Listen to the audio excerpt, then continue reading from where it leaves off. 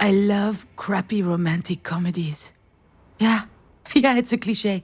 I can't help it. I love them. All those movies have that scene, you know? The girl is at her wit's end. She's been crying her eyes out, her makeup is running, she looks like a zombie. She's done. Which is when Ryan Gosling knocks on her door to coax her out. Miss.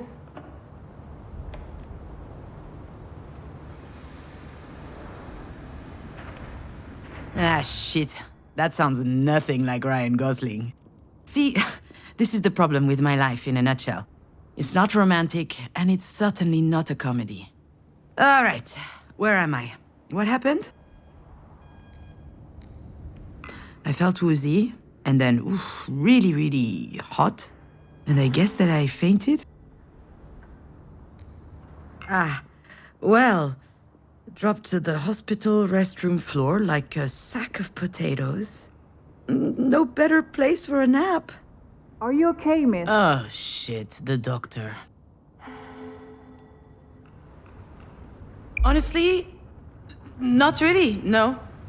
I'll be alright, though. Are you sure?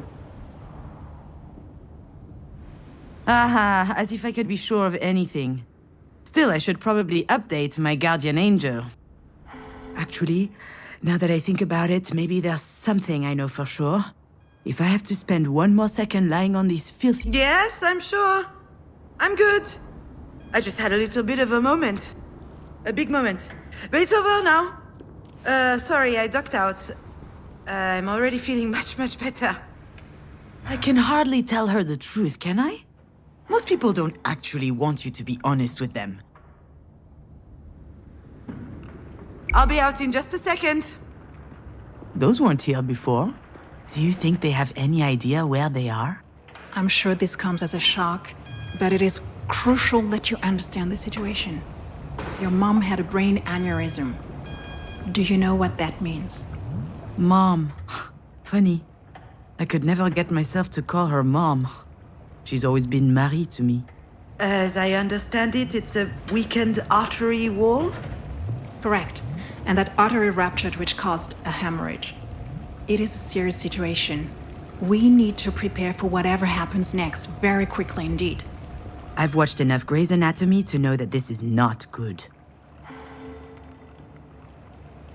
I don't know anything about medicine. I work in administration. It's mostly paperwork. I am not going to tell her that I'm a failed screenwriter. She would never take me seriously. Anything related to medical care will be my team's responsibility. But you are her trusted advocate. I'm sorry, you should be her what aware. now? Do you not remember? This is the reason we called you. We have your name and your number, which means that you signed the release. I have no idea what she's talking about. And since she is not able to express her will, it falls to you to speak on her behalf. But I presume you discussed that when you went through the process. So you must know that there are a number of options to consider. I don't believe it! She put my name on the form without asking me. She must have forged my signature. It's hardly a surprise. She's always done that kind of stuff. But I'm not making it. Phone call from the hospital, that was a surprise. I'd never have thought anything so serious would happen to her. Anyway, when she's back on her feet, she's going to have... Although, that's just a figure of speech, huh? I can't remember the last time I saw Marie laugh. Actually, I do. When she read, the passion with which she disregarded my work was always amazing to me. She almost died laughing that day. She was right. It totally sucked. I'm sorry, Miss Fortin? Demange. I went back to my maiden name. I'm sorry, that wasn't in your file. Listen, I understand that this is all very sudden, but we don't have a lot of time. We need to focus. We do indeed. Why do you think I'm here? Let me be clear, miss. I'm not your enemy, I'm just the on-call physician. So we can work together to help your mother, or we can wait 7 hours, 22 minutes, and 17 seconds. And then I can go home, and you can pick up the conversation with Dr. Zorzin instead. But I should warn you, Zorzin is an old coot. No, you're right. I'm sorry. Okay. I guess I deserve that one. It's okay. I understand. It's not an easy situation. Our major concern right now is the hemorrhage is spreading. There's the risk of a cerebral vasospasm. That is a complication which could severely affect her brain. Is she going to die? We're doing our best to make sure that doesn't happen. But there could be long-term consequences. This sort of event severely impacts the body. No, it can't and be. mental functions may also be impaired. I need to know if you and your mother will be able to deal with that sort of complication. Fucking shit. I'm not ready for this. Shit. To be completely frank, if we're able to pull your mother through this, there's only a small chance she'll be like she was before. Small? How small? Smaller than that. In all probability, she will never be quite the same. Some people would prefer not to keep living under such circumstances, that rather their medical care were geared more around letting go as gracefully as possible. What I need to know is, what would your mother want? I don't know how to answer that. Last time she told me she wanted to be in MoMA. Excuse me? MoMA? The museum in New York. Miss Demange, Wait, your mother's that Marie Demange? The artist? Ah, there it is. Works every time. Once people figure out who Marie is, snap! Their whole demeanor changes. They feel like they know her somehow. Yeah, the Marie Demange. And I'm her assistant, I guess. I handle the business, the management, the press, so that she can be fully dedicated to her art, you see? Anyway, the other day, I got a call from Centre Pompidou. They want to do a retrospective on her life and work. Can you imagine? The billboards, the crowds, the press, the whole shebang. And I'm like, hell yeah! I hop into my car, I rush over to tell her, I run into the workshop, yelling, and you know what she said? Did you hear from MoMA? Ugh. Someone had told her they were considering her Self-Portrait 8, a canvas from her latest series. A whole exhibit in Paris, on the other hand, she didn't care. So, that's my mother. Most of the time, I don't know. I have no idea what she wants. I know what I'm asking isn't easy. I can give you a little time to think. Like that would change anything. Yeah. I suppose I need to think about it. I'm sorry, I gotta go.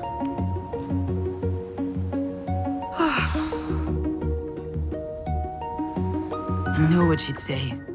That I'm running away again. What did she expect? That I just show up and what? Decide whether she lives or she dies? I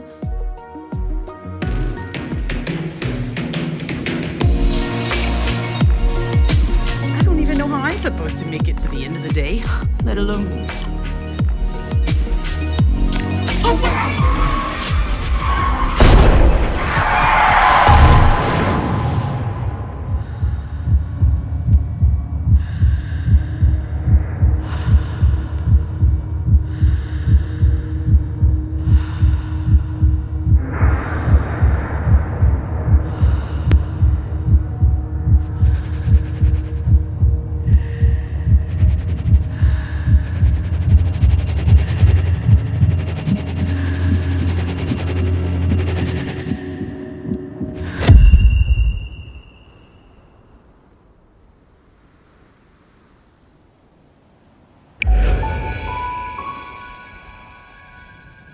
I remember, Diane and I found an injured bird in the backyard. It was tiny.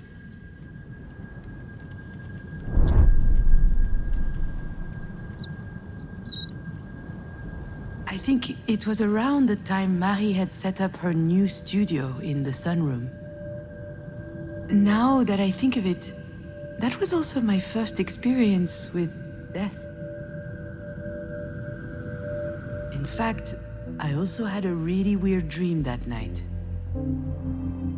Something about that day always seemed off. I never figured out why. And why am I thinking about this now?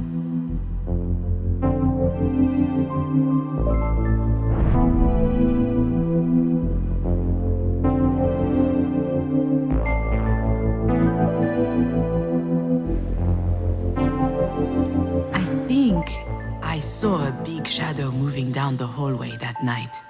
I imagined a monster bird was visiting us.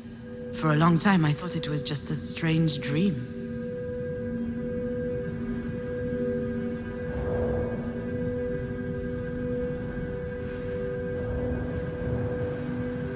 Back then, Marie wasn't very well known, but she was hardworking.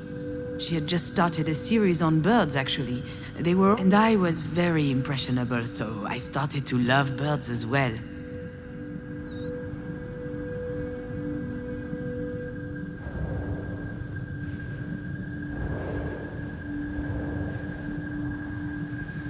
Marie told us she'd take care of the birds, so we went back to playing. I never saw it again. And when I asked what happened, she said it just flew away. I was so relieved.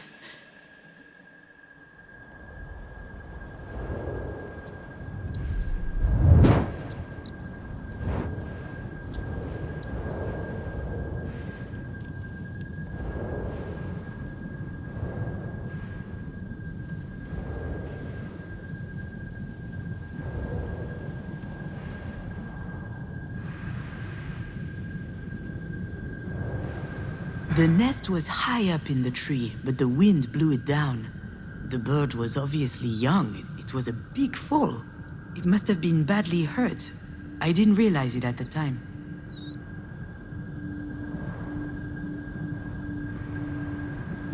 Yeah, Diane was so proud of packing her own suitcase.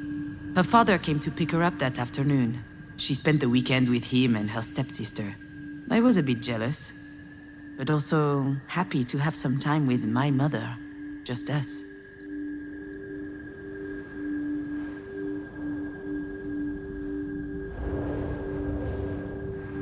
Now I know for certain that someone was in the backyard that night. And since Diane was at her father's, it must have been Marie. What was she doing out there? Maybe...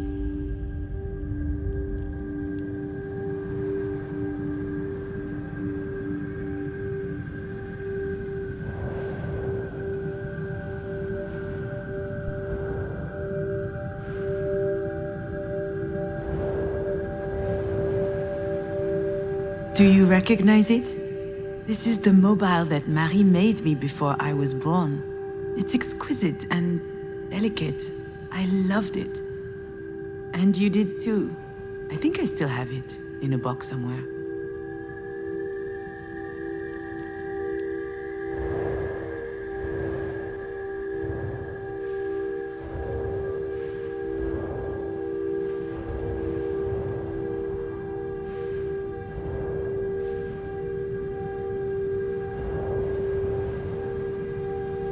Maybe Marie killed the bird.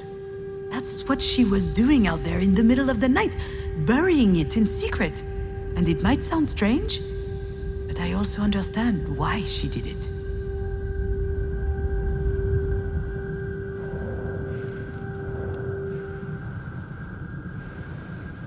Marie was always quite passionate about birds. So I suggested we keep this one as a pet once it got better. I could already imagine it. A beautiful cage tucked in the corner of the studio. She got so mad. At the time, I didn't understand why she reacted like that. But now...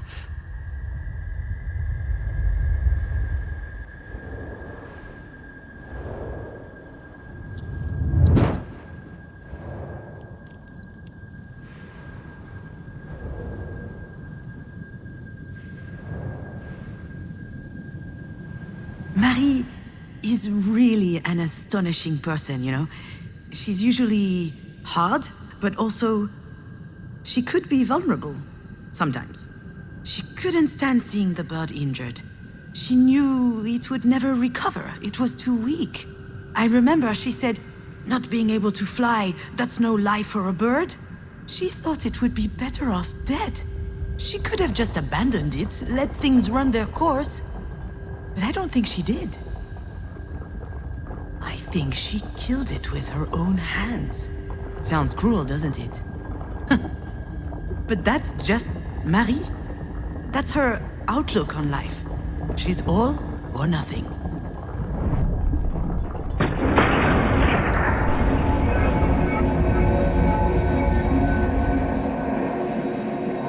What I need to know is, what would your mother want? I'm not ducking out. Not this time. After all, isn't this what Marie wanted?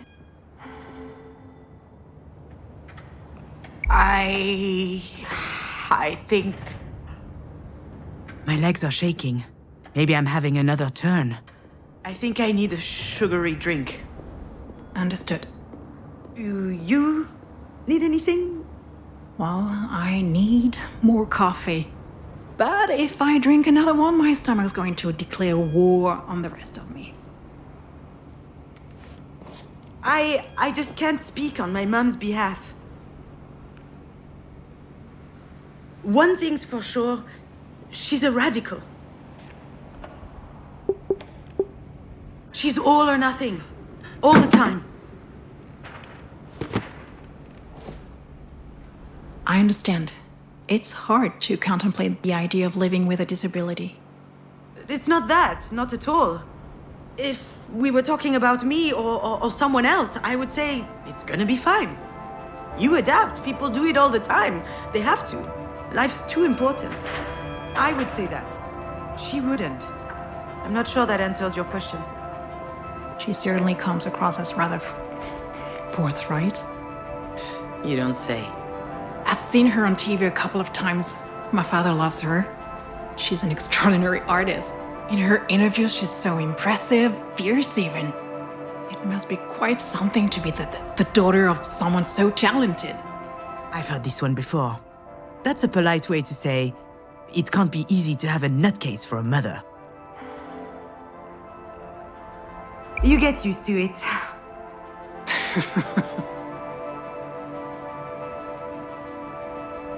Doctor, do we know why? Why this happened? We were just having dinner last night. She was fine. There could be a lot of factors. Family history, hypertension, alcohol consumption. I did have a pretty severe hangover this morning. Even past trauma, like a historic head injury. It's hard to say right now. All right, Miss Demange, I'll give you time to think. Let's speak again in about 2 hours, if that works for you. Sounds good. Can I see her? Yes, of course. Let me find out her room number.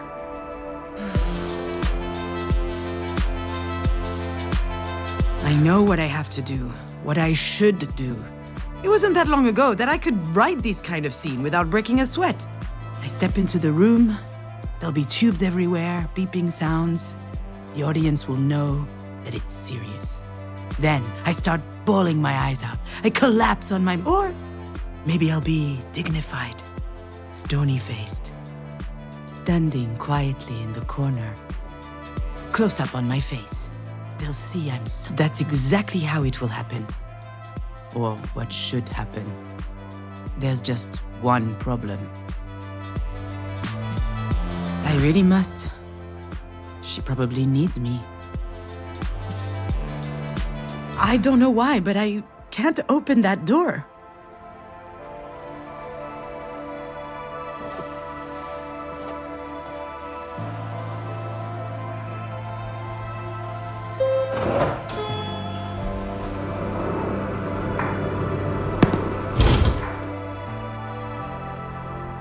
It's always stressful to share an elevator with a stranger. Still, it could be worse. Hey, June.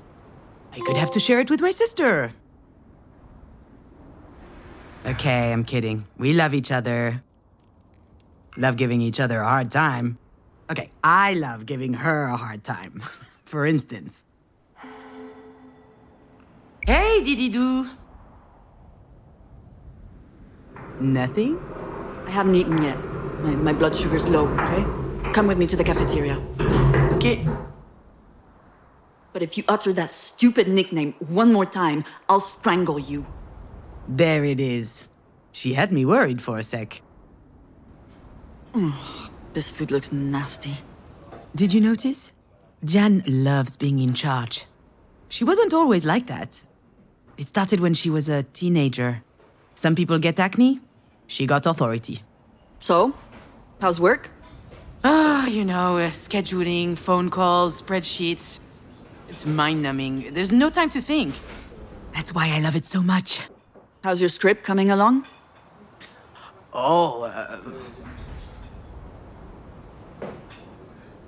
I never should have told her about it. I guess I had a moment of weakness. I thought she would worry less about me if she knew I was working. Why did I even think she was worrying about it in the first place? She doesn't seem worried now. Better change the subject. And how are you?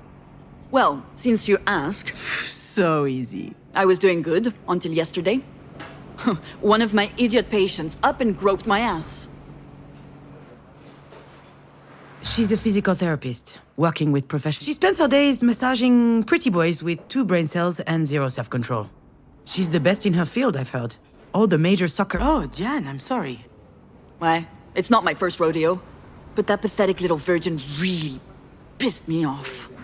Anyway, he has a broken hand now. Good thing he plays soccer, not volleyball. The worst part is, she's not joking. In other news, this place is so stressful. Everyone's way too nice. It is a hospital, Diane. I know. They should be scowling 24/7. So, how is she? I haven't been to see her yet. What are you waiting for? A singing telegram? Sorry, that was uncalled for. This whole situation, it's just a lot. Yeah? Sounds like there's something else.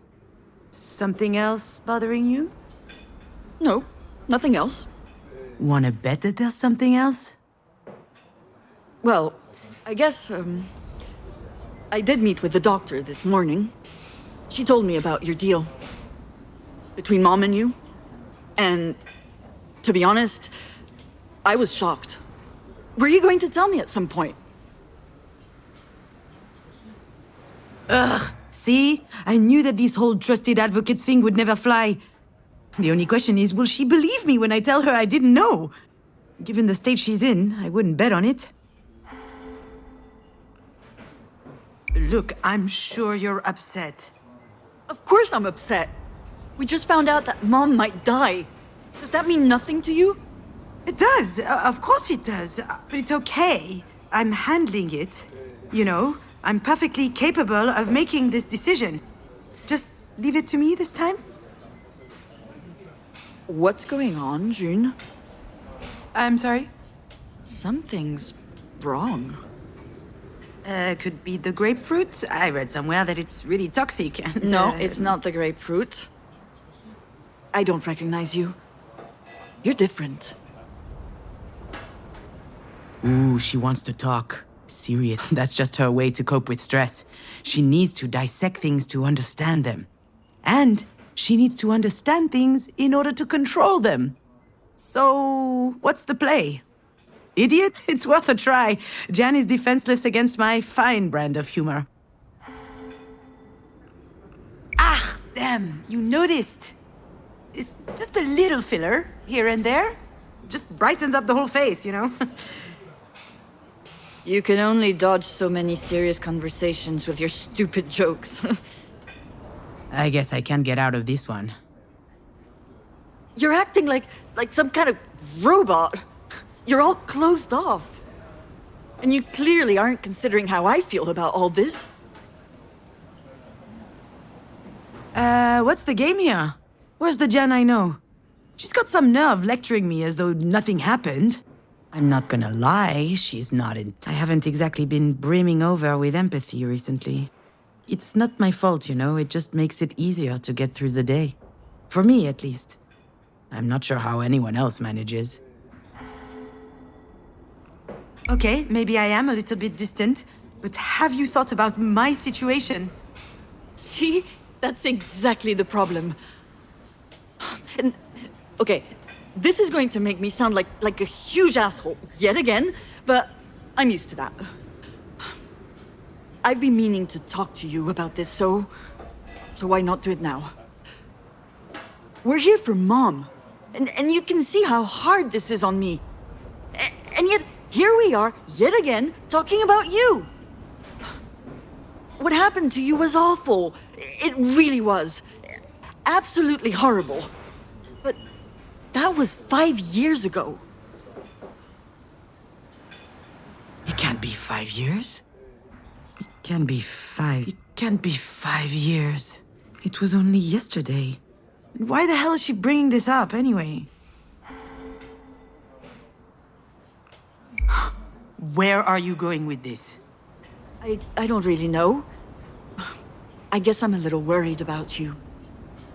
I don't understand what goes on in your head, and that scares me. Why are you like this? Really? She's worried about me? You had to go there, didn't you? You can't help yourself. Whenever you can't control something, you just hate it, don't you? And so, pow, you attack. You're wrong, June. I'm just trying to help. You can't really tell me that everything's fine, can you? Do you think that throwing my little problems back in my face is going to help? Oh, wonderful, wow. Oh, it's a miracle, I'm cured. Thanks for the therapy session, but I really have to go. Obviously, you can handle everything just fine on your own, so go ahead and take care of Marie. Wait, June! Don't leave, please! I'm sorry. I really need you. I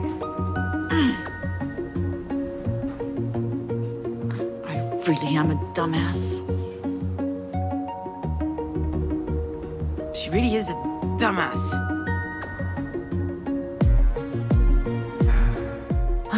Should I be honest? I just grabbed the first opportunity to put up a stink so I could get the hell out of there. Of course I'm weird.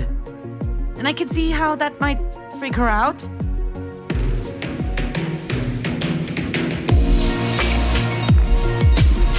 She wasn't telling me that because she cares. That was her lashing out to hurt me. Oh, what?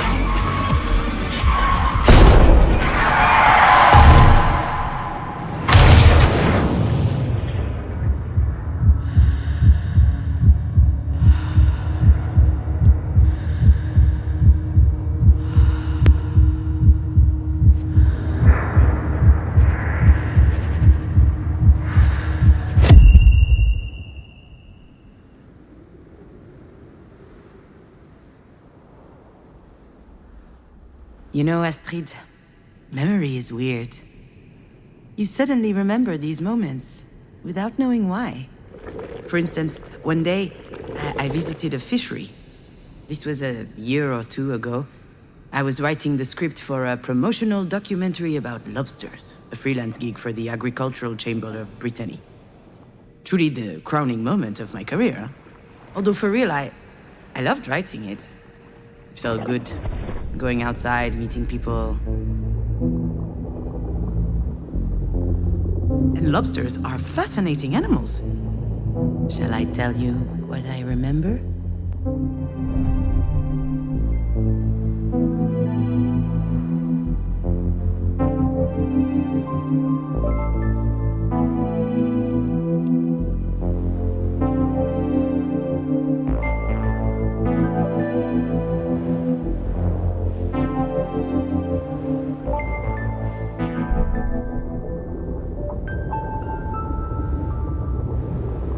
Female lobsters may lay over 100,000 eggs in their lifetime. They keep each clutch underneath their tails for several months. And when the eggs finally hatch, out come a profusion of larvae just a few millimeters long. Can you imagine?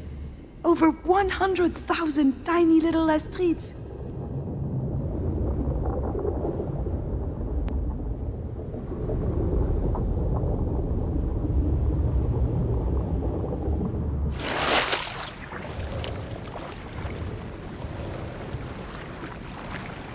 Lobsters have a chitinous exoskeleton, a durable and tensile material that protects them fully. This natural barrier is so strong that lobsters have no natural predators. In short, no one can mess with lobsters. Except humans, of course.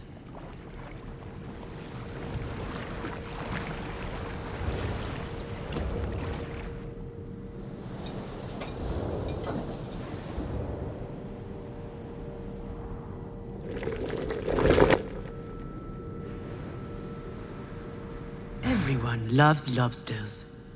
Their exquisite and delicate flesh is prized by the finest gourmets.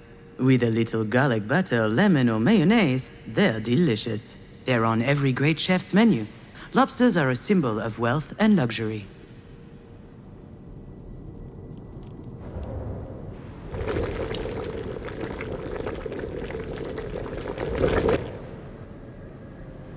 Lobsters are a mystery to science because they don't age. Their cells replace themselves perfectly, which allows them to never stop growing throughout their lives.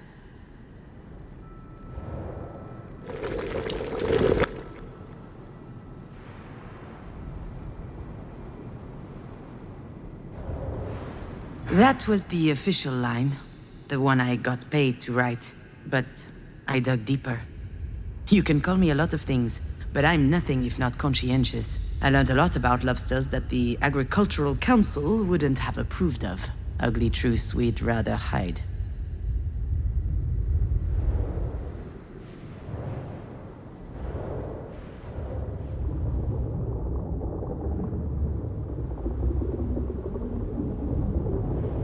Female lobsters may lay over 100,000 eggs in their lifetime, but few will reach adulthood. The larvae will be gobbled up by passing wildlife. The young ones will be poisoned by water pollution. Their livers filled with heavy metals and microplastics. And those who grow big enough will be plucked out of the sea by humans to end up on a fishmonger's stall.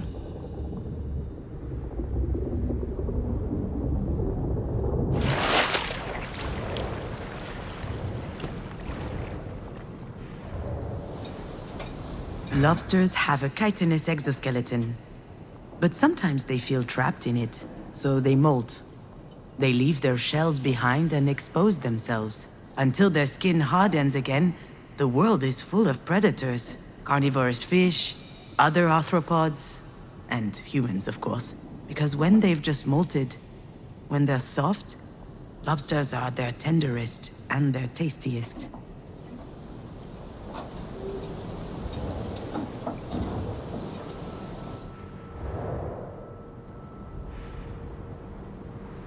Lobsters don't age, but after a while their shells do, and if they can't make a new one, their current shell will wear out.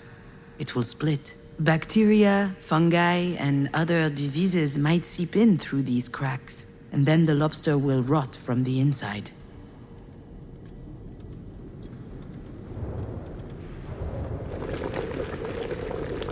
Everyone loves lobsters, but to truly love them, first, you have to cook them. And to cook them, you have to kill them. The traditional way is to chuck lobsters into boiling water. Alive. And wait. Their flesh burns. The air bubbles beneath their shell expand and burst their organs. It's horrible. Lobsters don't want to die. But the people who love them don't care about that.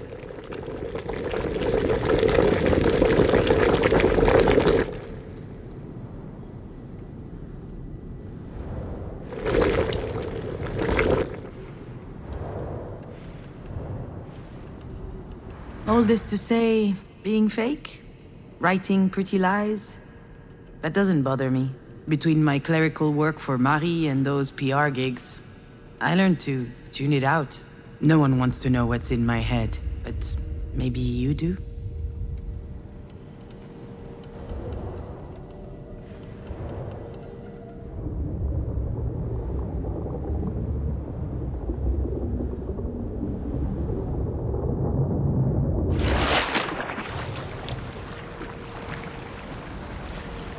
Lobsters have a chitinous exoskeleton that limits their growth.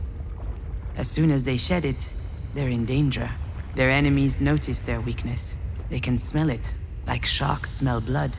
If they can reach a weakened lobster, they'll devour it. They'll tear it apart and feast on its flesh. I don't want to be eaten.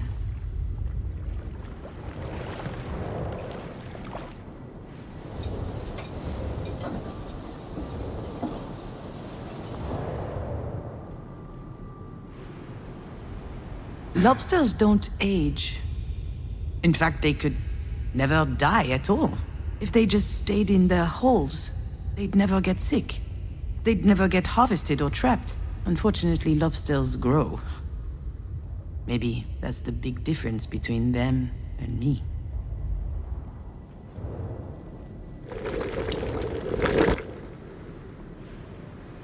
Everyone loves lobsters, and that love is what's killing them. If no one loved them, we'd let lobsters live happily at the cold bottom of the ocean. Lobsters don't need to be loved. Me neither, to be honest.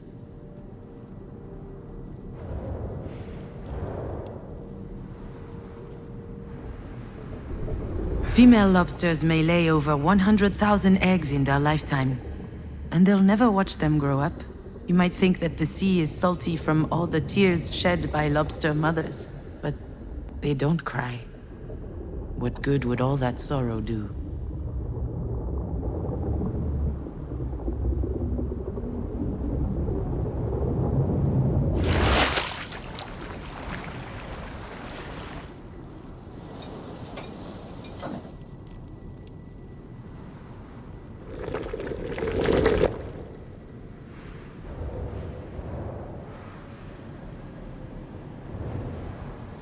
You know, Astrid, memory is weird. You suddenly remember these moments without knowing why, until you realize it's trying to teach you something crucial. That day, I learned that I needed to be stronger than a lobster, to never molt, to never get eaten, to just hide in my hole, to never cry.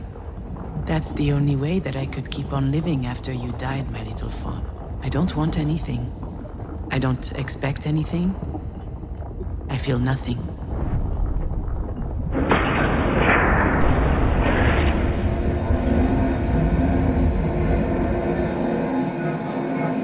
Why are you like this? She's right. I have been weird lately.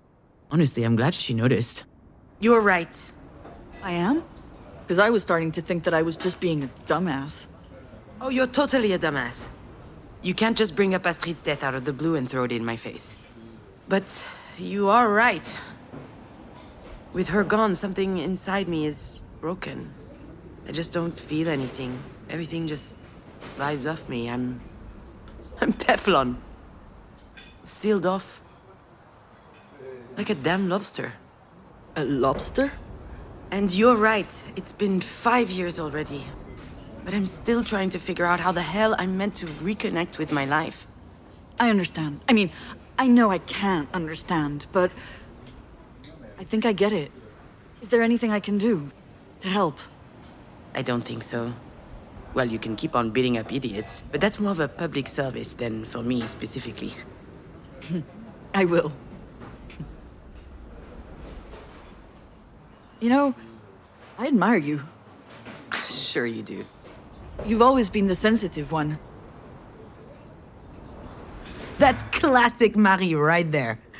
I'm sensitive. By which he means weak. Not strong enough for the world. Obviously, I pale in comparison to the formidable Diane. Yep, that's me. So fragile. That's not what I mean. Mom raised us to bite before we get bitten. That was the only way out she could see. And I guess I took her literally. But you weren't like that. You knew how to listen. You got people. You were less scared of them. I always loved that about you. That's new. What the hell do I say to that? That's the nicest thing you've ever said to me. Yeah, right. Knock it off. I don't know why it's so difficult for us to just talk. Maybe this is why Mom chose you. And we're back. Are you bitter right now? Certainly not. Certainly. No. I mean... You are bitter. You're pouting. Look at your fucking face. Enough, okay? Stop it. This isn't the time. I just don't get it. What is there to get? You know Marie? She's unpredictable. Wait, you mean you didn't know? Well, you should see what my signature looks like on the form. She's the worst. Why would she do that? I have no idea. I guess she thought it made sense since I handled the rest of her paperwork. Unless she thought I was a perfect fit since I'm a Libra with Pisces rising or whatever. All right, but still, it's a big responsibility. And it's a bit weird to ask you, of all people, to make that decision. What am I supposed to do? Scream in the middle of the hospital? That's not my style. Although, the way this day is going, it might become my style. You can be pretty clumsy. You can't cook a meal without setting the house on fire. Et voilà! I'm never going to live that down, am I? Depends. Have you figured out a safe way to brown-baked Alaska yet? Whatever. This isn't the time to rehash all that. Really, I don't get it. This is so important. Why would she trust you over me? All right, I've had enough. You know what? You're right. Only an idiot would trust me. Ah, come on. Yeah, here it comes. You're the reliable one, aren't you? The one people can always count on. What are you talking about? Ugh, I'm out of here. I'd probably just trip over her ventilator or something. Wouldn't want that to happen now, would we? You're being ridiculous, you know. Please, sit down. I didn't mean to upset you. Oh, you didn't? Well, you got that wrong.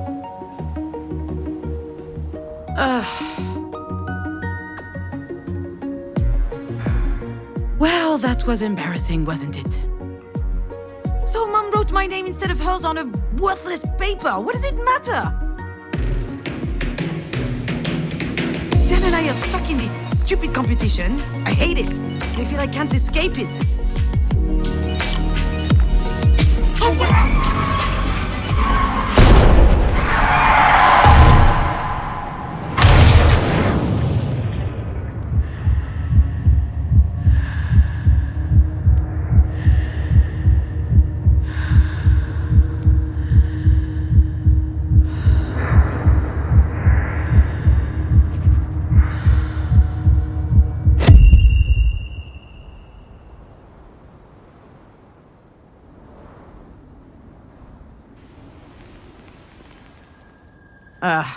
Of course I'd remember that day. My infamous 25th birthday. The day we met Diane's girlfriend.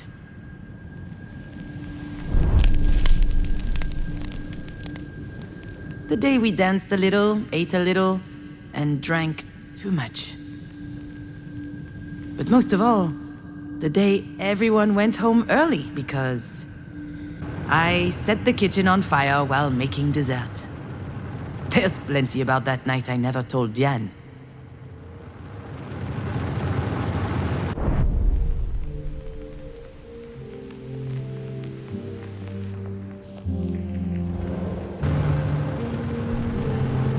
Alex called several times that night. He wanted to know how things were going. He had a hunch things would be tense, and he wanted to be my emotional hotline. I didn't answer. I wanted to fend for myself. And it's why I didn't invite him in the first place. I'll admit, sometimes his support was stifling.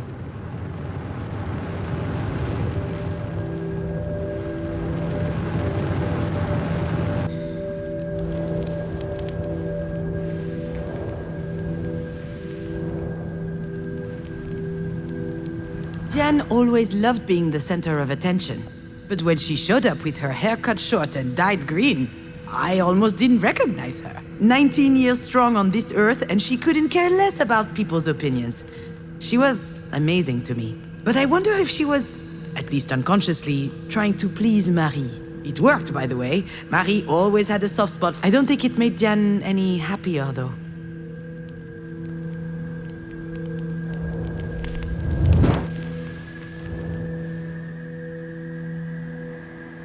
It was the first time Diane introduced us to her girlfriend. Her very first girlfriend. She didn't make a big deal of it. She didn't even tell me that she would have a guest. But I knew it was important to her. And she rushed over to hug them both. I don't think I'd ever seen my mother so excited. Then she congratulated Diane for her rejection of patriarchally mandated heteronormativity. Diane didn't say anything, but I could see she was upset. Her intimacy had just been reduced to activism somehow, and I wasn't there to support her. I was furious. It's stupid, I know, but I wanted to enjoy my party. And she showed up with something important to share. All of a sudden, my 25th birthday seemed trite, unimportant. Her girlfriend was called Sasha. She was nice, intuitive, smart, and very pretty.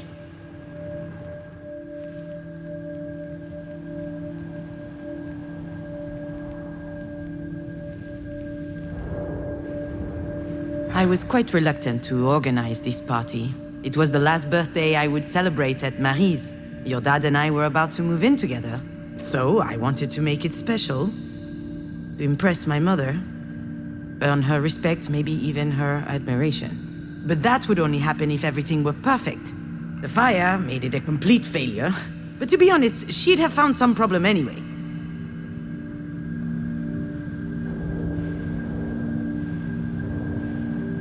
I wasn't expecting Marie to have a present for me, and yet it was a bottle of Japanese whiskey as old as I was, 25 years of age. But as usual with Marie, things couldn't just be nice. I hope you like it because it costs me a fortune. I hate whiskey. I hated it then, I hate it now. She could afford it too. She wasn't world famous yet, but her career was taking off, and with that, her taste became more and more luxurious. Me? Oh, I was light years away from all of that. That's how it works with Marie. Even when she does something for Diane and I, in the end, it's always about her.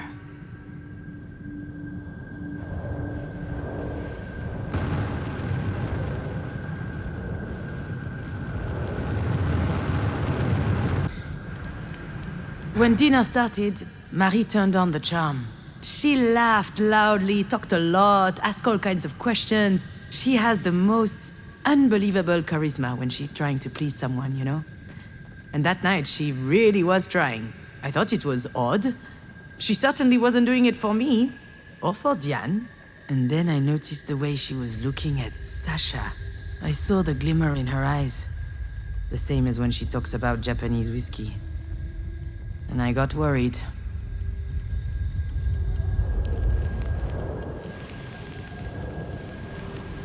I was so stressed out that night that I started drinking early. Marie loves to drink, so does Diane, and her girlfriend Sasha followed along. Long story short, we got drunk, and after a while, Diane was completely out. She could barely stand.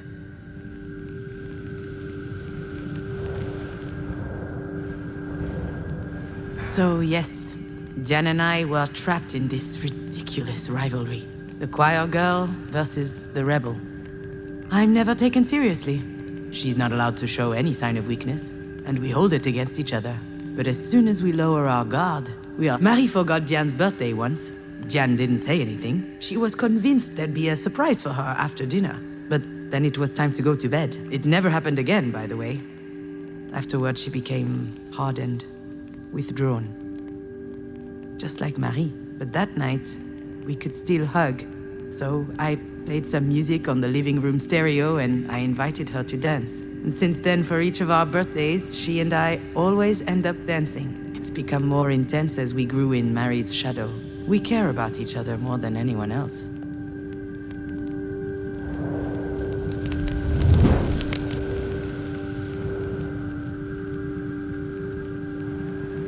I'd got these nice candles to decorate the table with. Obviously, I burnt myself when lighting them. To no one's surprise, that was typical me. Scaevous, they called me. It means clumsy in Latin. Marie coined that one. I didn't mind. Quite the contrary. In any family, everyone plays a role. You just need to find the one that suits you. And I like being the bumbling, fumbling one. That way, at least, the pressure was off.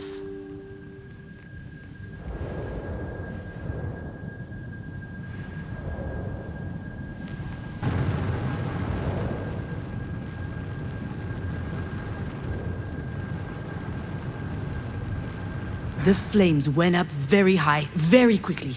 Everyone, she screamed at me. She couldn't believe that anyone could be so inept. I said it was an accident. I was trying to brown the baked Alaska, but it got out of hand. No one questioned my version of events. The whole thing was just classic me. Alex wasn't there to defend me, and I just sucked it up. I never saw Sasha after that day. She and Diane broke up a few weeks later.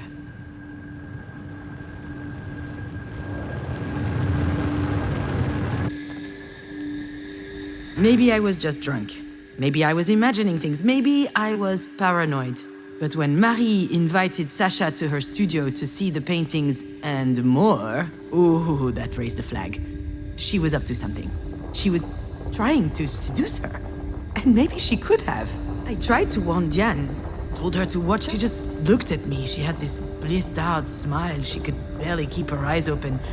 I had to do something, but I couldn't face Marie head on. I wasn't strong enough, so I improvised.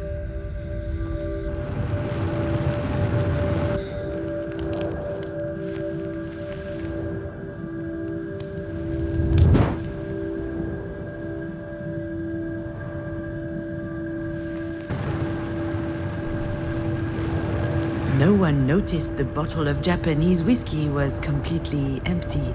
Alcohol burns nicely on the stove. It was perfect for me to craft a diversion. And you know what? I wasn't even that drunk.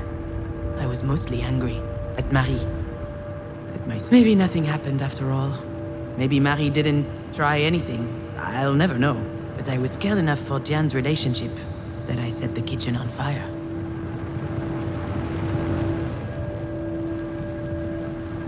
I never told Diane what happened. She still thinks I'm a bumbling idiot. I can't tell her the truth, and she wouldn't want to hear it anyway. But what I did that night, I did out of love. Marie always said that you can't trust anyone in life. Well, in that moment, whether she knew it or not, Diane could trust me.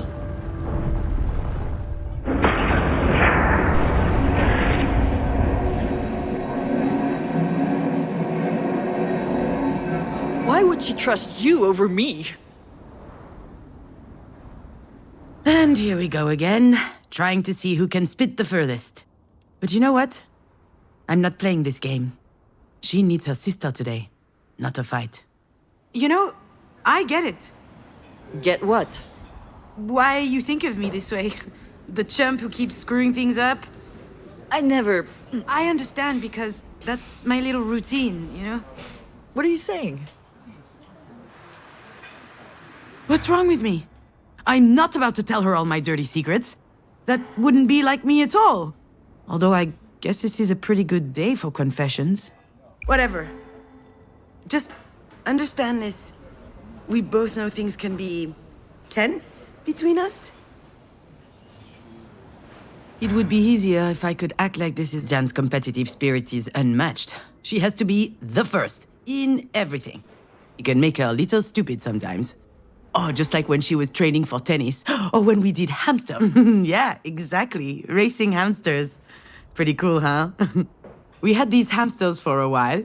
We won them at the village fair. Marie hated them, but we were allowed to keep them as long as they were out of her sight. And Jan always wanted to race them. Hers was really slow. It lost every race. It was an embarrassment. She had this whole training regimen, but it wasn't enough. So, she brought out the big guns. And one day, her hamster was hyped to the max. Absolutely smoked mine. And that night, he died. It wasn't hard to get the truth out of her. She'd fed him coffee drops. She was kind of sad, but not really. At least he went out on a win, she said. I could act like I wasn't anything like her. Truthfully, I also wanted to be the best. At the very least, I wanted to best her. As if we were always competing with each other, and it was exhausting. Some days it was hard. But whatever happened, I've always tried to protect you. I don't need anyone's protection. Yeah, it sounds weird when I say it out loud. You're the strongest person I know. And you're built like a sea cucumber. Look, all I'm saying is, I was always on your side when it mattered. Are you talking about Mom right now? Not just her. Yeah, I'm totally talking about Marie. I'm talking about the fact that you're my sister, and that's special to me. And I know it's the same to you. Listen, Diane, I have no idea how things are going to play out with Marie. And it's true, I have been feeling out of it for a little while now. But I do know one thing. That's going to help us. What do you mean? I mean that being a psychopathic robot has its perks. Cool heads prevail. And I think this is going to help us make the right choice. The best choice for Marie, sure. But for you and me, too. Maybe. Why are you looking at me like that? It's just... I'm not used to seeing you like this. You sound confident. It suits you. All right, so what do we do? I have no idea. But I'm not going to tell her that right now. I need to find a different tack. You know your mother. She's stubborn. A real trooper. So, I think we will have to wait and see. I can't. No, I just can't. I'm not going to sit here twiddling my thumbs. We don't have a choice, Jen. Of course we do. We need to stay on top of the doctors. They need to do their absolute best. Come to think of it, we're not keeping her in this hole. I'll call my dad. I'll bet he'll have a buddy in a private clinic somewhere. We're not leaving anything to chance. Why aren't you saying anything? You're with me, right? We need to fight, don't we? I don't know, Jen. What do you mean, I don't know, Diane? If we were in her place, you know very well what she'd be doing. She'd do everything in her power to make sure we pulled through. We owe her that as well. Don't we? I can't take any more illusions of control. You can't always do something, you know? Running around all over the place, yelling at doctors won't help her just because we think it will. It doesn't work that way. It never does. Sometimes you just need to let go. Let go? Let go of what? See, Diane, maybe this is why Marie chose me. She knows that I can keep a cool head, that I don't let my emotions take over. Bullshit. You think this isn't your emotions doing the talking? You go on and on saying that Mom is the worst mother ever. Do you seriously not think you share some of the blame? What? What do you mean? You know very well what I mean. She could have died in that car.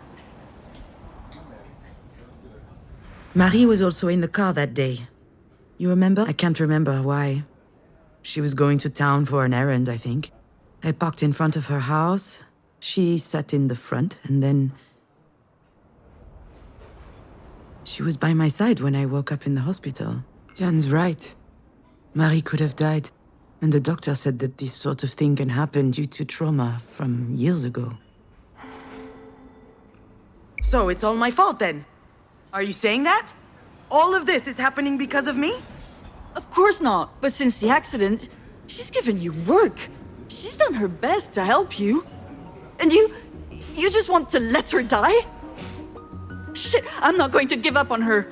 If you hate her, that's your problem. You're out of your damn mind. Oh, come on. You're so transparent. Shut up! I don't want to hear any more of this. I'm leaving.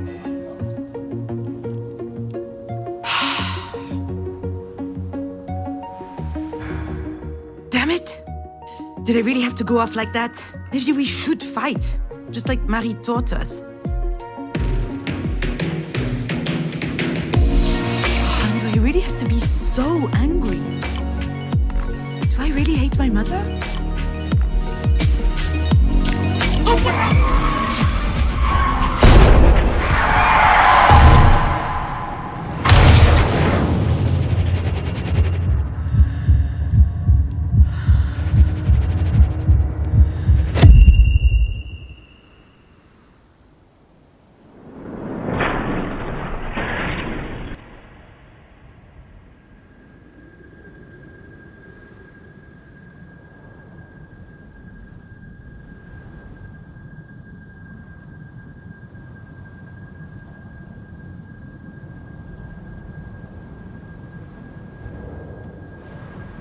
When will Dad get here? He'll get here when he gets here. Soon. Don't worry. I can't wait. Tomorrow we're visiting Buckingham Palace, and Lizzie says I'll get to taste real fish and chips and... Oh, sorry, Junon. I've never really been jealous of Diane's family. I was too fascinated by the concept of a family. That was an incredible discovery for me, and so beautiful to see. I was also worried for her. She had a dad and a stepsister. She had something to lose. I only had Marie, and Marie is immortal. So I was safe.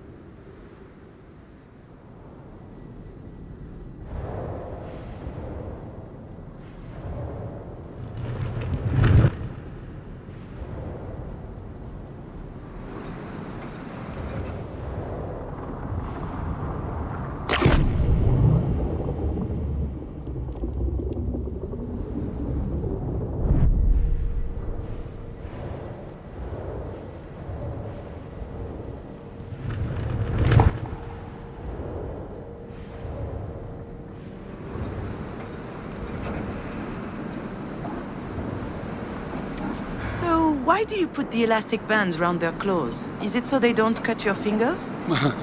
I appreciate the concern, but no, Mom. Without the bands, they would just eat each other.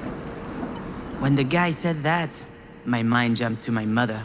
She used to warn me about people and how dangerous they could be. Even me, she said.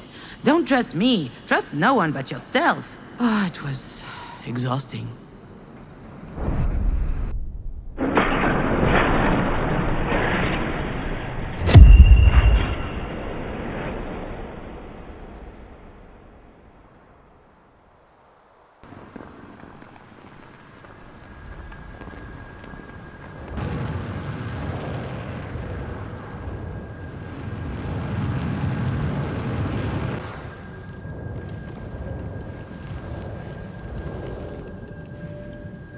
Wow! I'd forgotten how muscular you are. And? Are you jealous? No, I like it. Alright, Junon. You're my sister. This is super embarrassing. Especially since you're drunk off your ass.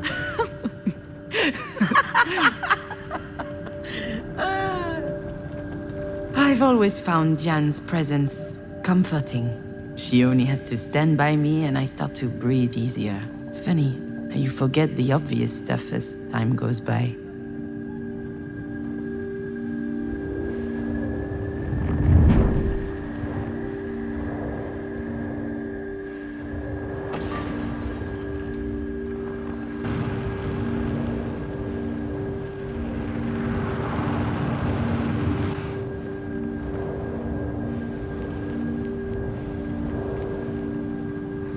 You see, my little dear, there are some things I'd have loved the chance to tell you. For starters, growing up means figuring out what you really care about and what you're better off without. I never understood why the whole world was such a threat to Marie. It damaged me, growing up that way. Now, I've had enough. Diane has always been a reassuring presence in my life. Although I never knew how to tell her. We had completely different lives. We're not affected by the same things, but I hope it's not too late to tell her that I care about her.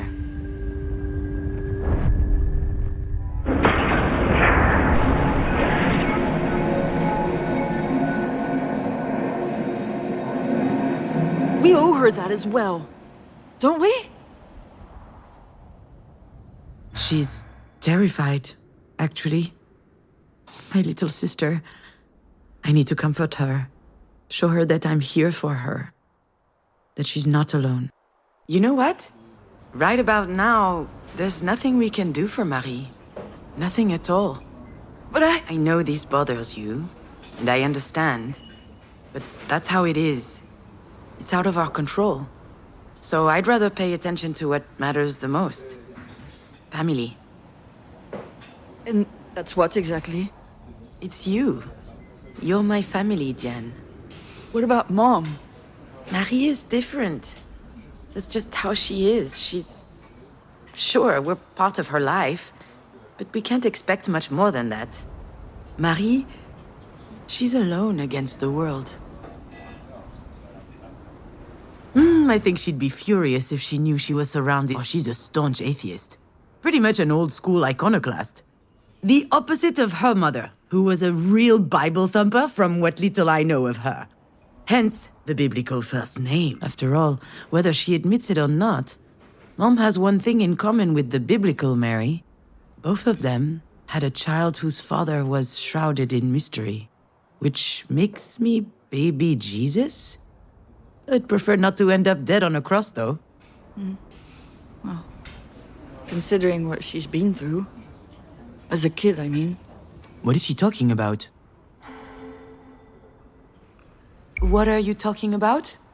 How do you know what she went through as a kid? Did she talk to you? Once. One night.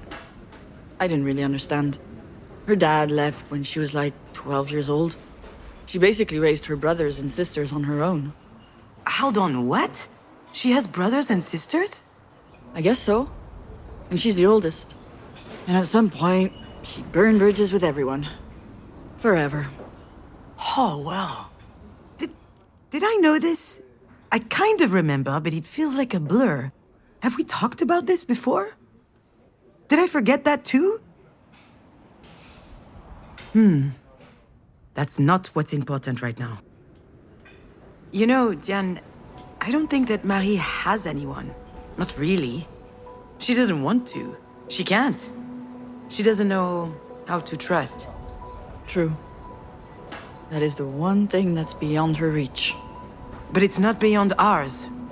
We need to trust each other, otherwise we're screwed. You understand? Of course I understand. I've spent years trying to get her to pay attention to me. And I don't feel like fighting all the time. Not against you, anyway. We don't have to anymore. What? You mean, now that she's fucking dying? No, I mean, we can decide to do things differently.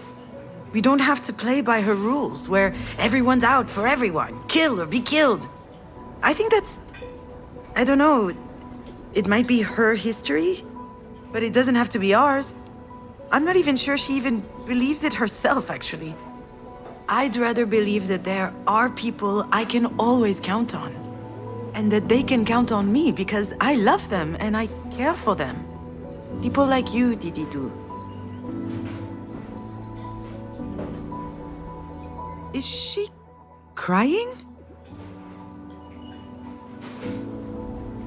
Sorry. I don't know what's going on with me. I'm scared, you know? For Mom. I don't want her to die. Well, right now, she's still alive. And you know her, she's not going down easy. I don't think you're anything like a lobster. I think lobsters are disgusting. Is that right? Me too, come to think of it. Ugh, crap. What? Is it the doctors? No, look. Alex? You should answer. Are you sure? Are you gonna be okay? Ask me again and I'll slap you. Of course I'll be okay. You're coming right back, aren't you? You bet I am, little sis. I don't know what would have happened between your dad and I if you were still here.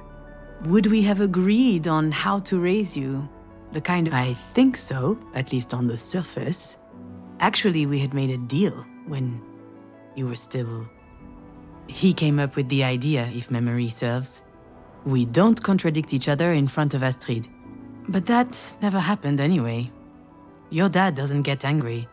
Perhaps because he hates confrontation. Got damage, you know. Okay, pretend I didn't say anything, huh? Hello, Alex. How are you doing, Alex? Oh, I'm so glad to hear from you, Alex. Did you take it? I have no idea what you're talking about. I know exactly what he's talking about. I just have no desire to talk about it right now. The house. Astrid's dollhouse. It used to be in my office and now it isn't. And I need it for work. I'm using it as a reference for level design. Can I call you later? Hold on, where am I right now? I guess I wandered into a decommissioned part of the hospital. Ooh, it's kind of spooky. No, you cannot call me later. It's easy. Just tell me if you have it. It will take 2 seconds. Your dad is getting on my nerves. I'm sorry, but it's true. All right, Alex, listen. Okay, come on, keep your cool. Try and be mindful. I have no idea where that house is. And since we're talking about last week, actually, I'm sorry. I shouldn't have showed up unannounced. I don't know what came over me. What does that mean? Wasn't it nice to see each other again? You and I never got to talk about some stuff. The birds and bees, how grown-ups cuddle. Although we did have the chance.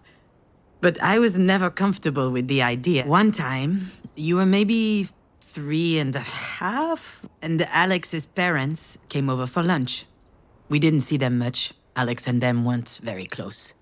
Anyway, we were having an aperitif, and you barged into the room shouting, "I am the Knight of the Purple Sword!" Your sword came from a closet in our bedroom. You liked it because it vibrated when you pressed a button. Alex's mom spit out her martini, and I was riven with shame. I should have seized the opportunity as a teachable moment, you know, positive reinforcement.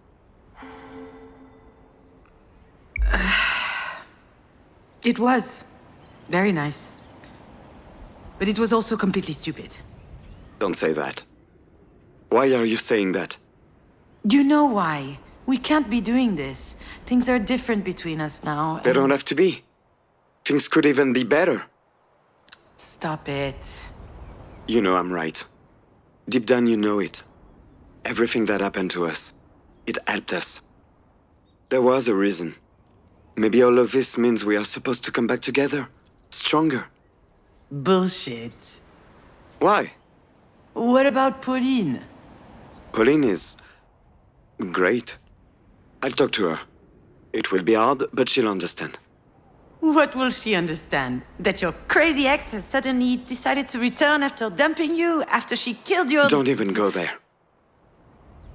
That's a really stupid idea, Alex. People don't change. And you know how I am. I do. I've known since day one. We met in high school, as juniors. It feels like a lifetime ago. We only had one class in common. Film studies. And we had... That was 1,000,000 years ago. Was it? I fell in love with you as you are. And I still believe in us. Don't you? Don't you miss it? Don't you want everything to be just like before? I think... Yes, I think I do. It's not too late.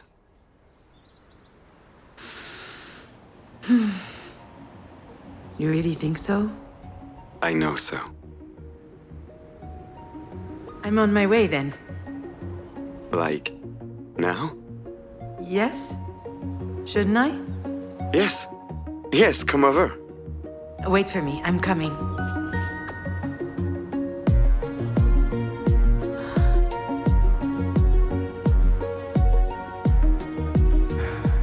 After all, why not?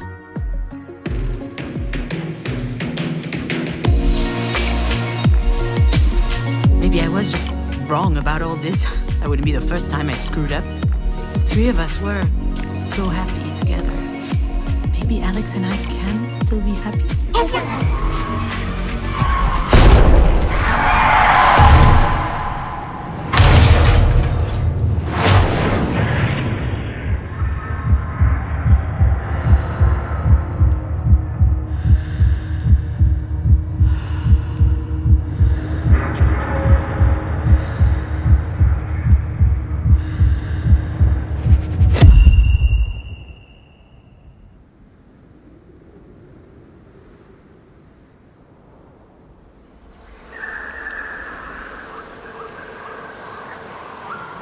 You know, my little fawn, in life, you only have two ways out.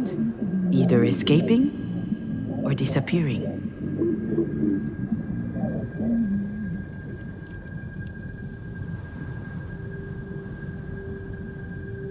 But sometimes, you're unable to disappear. And escaping from yourself, well, that sure ain't easy.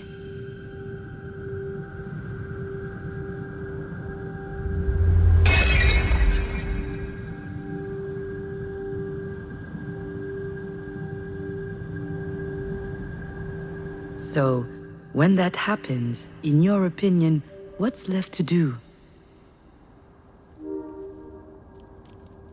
We can try to find out together if you want.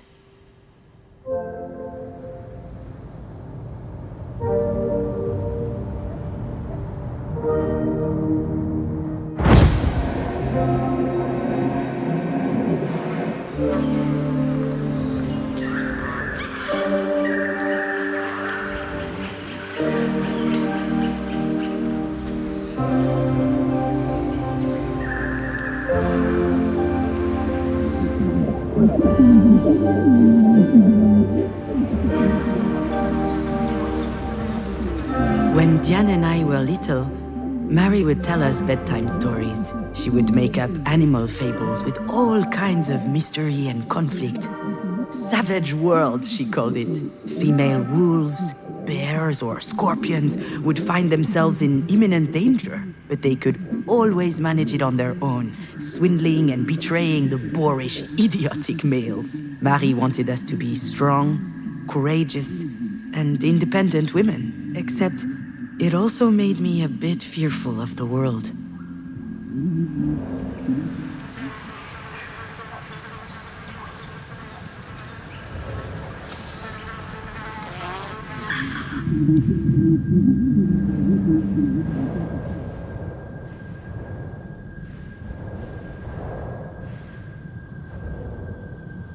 Alex gifted me most of these books. It started as a joke, but as time passed, it goes back to the film studies days in high school.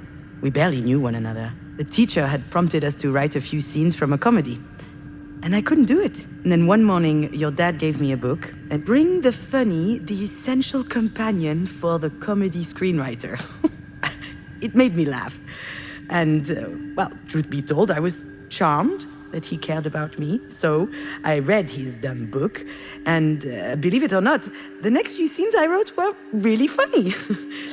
But then it turned into a habit. Every time I had an issue, Alex would find the book to address it. Some of the worst titles, too. How to Win Friends and Influence People, The Subtle Art of Not Giving a Fuck, Who Moved My Cheese? I was reading them casually, but they still helped me move on. Alex would call it the emergency, but when I found myself alone, the library didn't work anymore.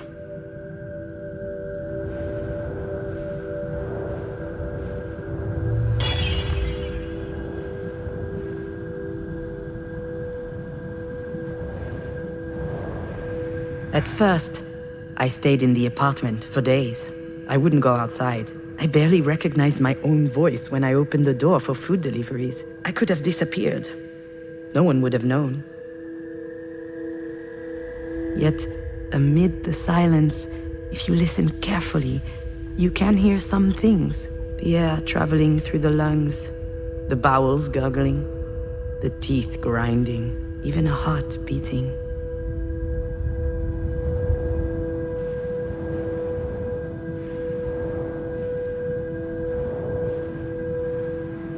That much is clear now.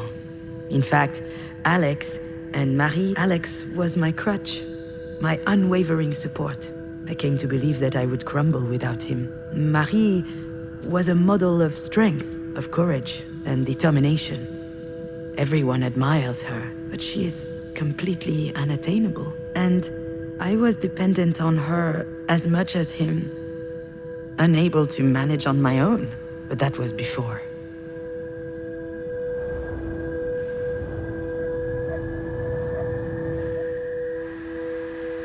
I guess you understand now, my little fawn. Your dad and I separated. And for the first time in my life, I was living alone at 34 years old. I had no idea how to do that. And he didn't fix everything. But come to think of it, it may be the reason I began looking for who I really was.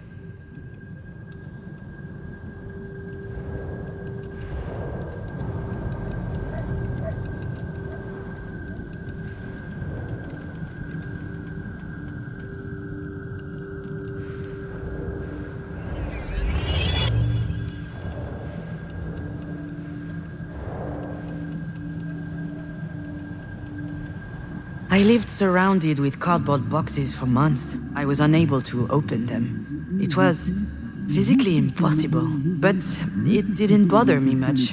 I've never been a homemaker anyway. Also, if I had an off day, instead of blame it on the life that was put away in those boxes.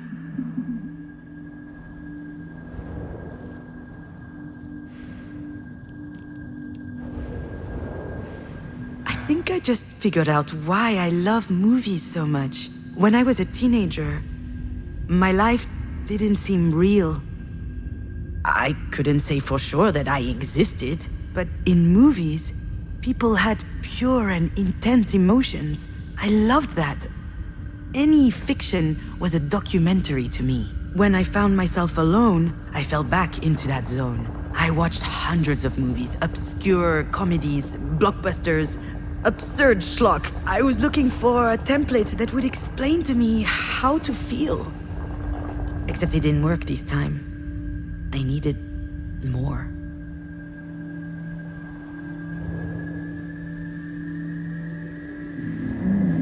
From the day you died, I had been sleeping a lot. I was still tired when I woke up, but at least it passed the time. Then everything changed. Sleeplessness kicked in. I spent my nights trying to understand, what am I still doing here?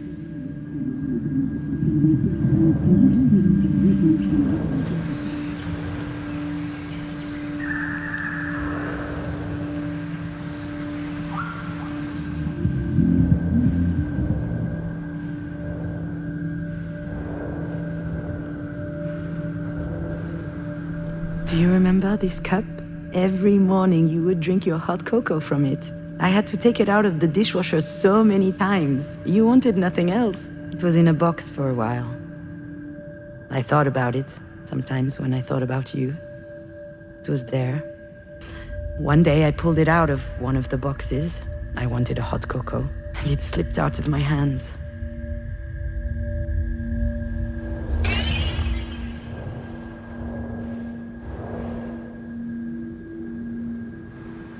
My heart skipped a beat in that moment. I held my breath for 1 second. And then... nothing.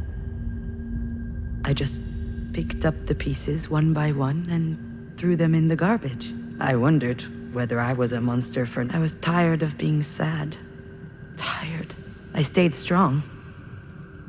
And it turns out that being able to do that changed everything. That day I realized that I was strong and that I could do it alone. Then I understood.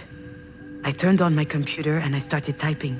Not a soap opera episode like I was writing before you died. It was something personal, a movie script, a beautiful, kind of sad story. It could be a nice feature if I ever finish it one day. I was surprised to feel the desire to write, but now I understand how priceless it was. It allowed me to switch roles. I was no longer the grieving mother, or the young divorcee, or the daughter of. I was writing. I was becoming an author. I was inventing a reality that was just as valid as another.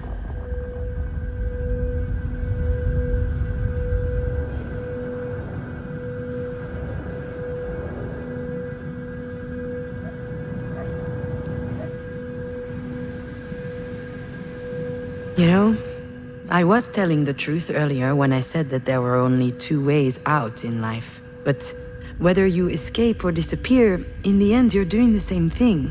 Now I understand that I had to find another way. And complete solitude allowed me to face the void and to rewrite myself. It was the only way for me to change completely, from the ground up.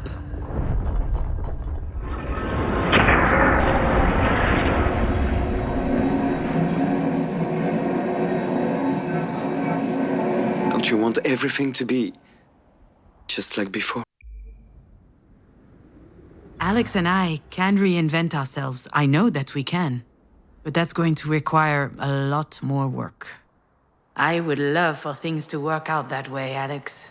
Just like in the movies. But the scene when they get back together, the happy end, we all know that's not happening. Too bad. You're at least as sexy as Ryan Gosling. Yeah. And I definitely have better abs. I noticed that the other day. Is that new? See? You're missing out. I'm sorry things ended the way they did between us. I left because I was losing my bearings. And I felt like you were also going off track. You know, trying to convince us that we would be okay. I was trying to help you. That's the problem. I didn't need help. I needed to come to terms with what happened, not help erasing it. I couldn't keep leaning so much on you. I couldn't stand it. I had reached a breaking point. If I didn't make a big change, I would have... But I was not allowed to die. I had no right. So I tried living.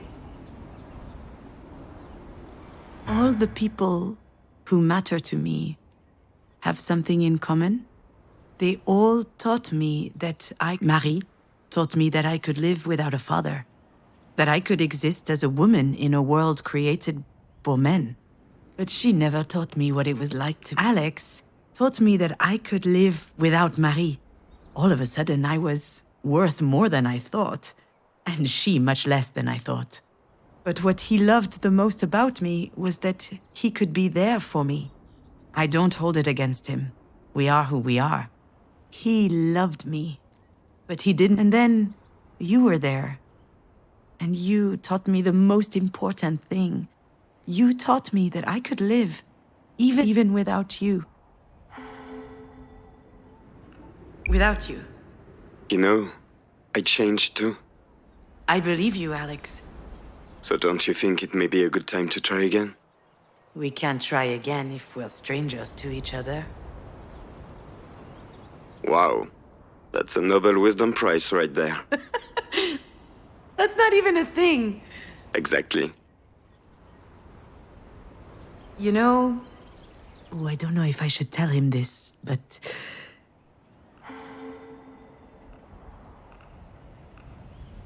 I will always love you.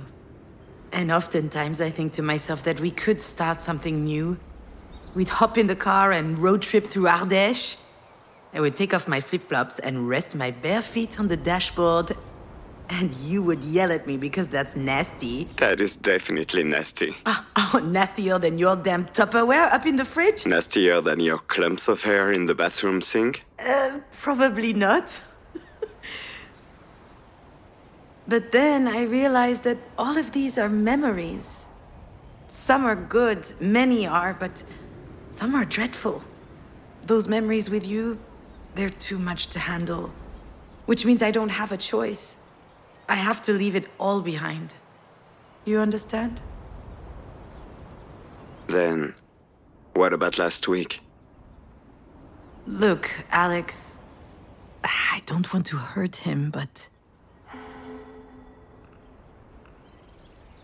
That's besides the point. I don't know why I did what I did. I don't even know why I went to your house. Because you wanted to see me. It's true. I'm telling you, I have no idea why I went. Maybe it was out of habit? I think that's one of the reasons why I fell in love with Alex. His way of figuring stuff out I couldn't figure out a character story. I couldn't get in touch with producers. I couldn't live without you. I believe that's why I went to see him last week. So he could figure it out for me. Except I didn't even know what my problem was on that day. If only it were that simple. Anyway, it was really stupid, and I probably hurt you. Come on, June, stop that. Last week you were happy. For the first time since I can remember. What would you know? We haven't seen each other in months. That is true. And it wasn't my call. You're the one who left. And I respected your choice. I learned how to live without you. And you showed up on my doorstep out of fucking nowhere? What am I supposed to think? Yeah, he's totally right about that. I'm sorry, Alex. I truly am. I know you're angry and... I'm not angry. But I was in a bad place. I didn't know what to do. I needed to see someone. Why not your sister then? Or call a girlfriend? Even your mother, for that matter. You came to see me because I know what you are feeling. I understand your pain. Don't you think? No, I don't think so. You don't understand anything. Well, if you really understand, then why do I...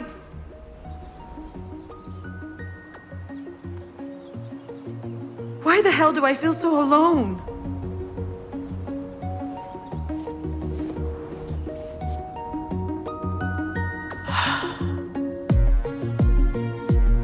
No one can understand what I feel. No one can tell me how to live with this, how to do this. It's a gaping hole in the fabric of life, and living with that big a hole in you it's impossible.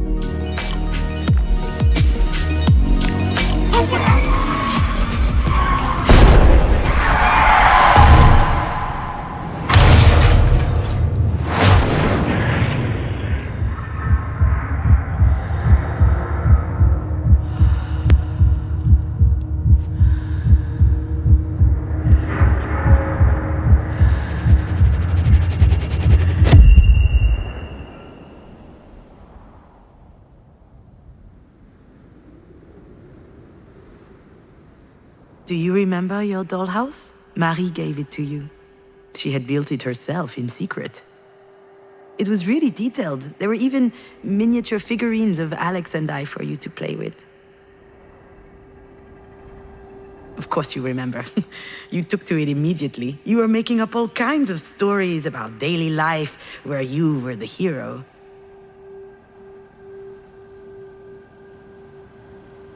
It's true. I did it. I stole your house from Alex and threw it away. I don't know why. Could you forgive me? If I had a really good reason?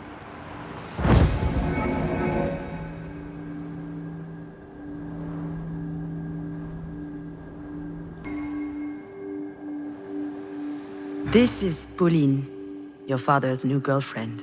Actually, we've known her since high school, but she's a great girl, you know. I'm sure your dad will be. She's one of those people who hasn't lost their sense of wonder growing up. In that regard, she actually reminds me of you.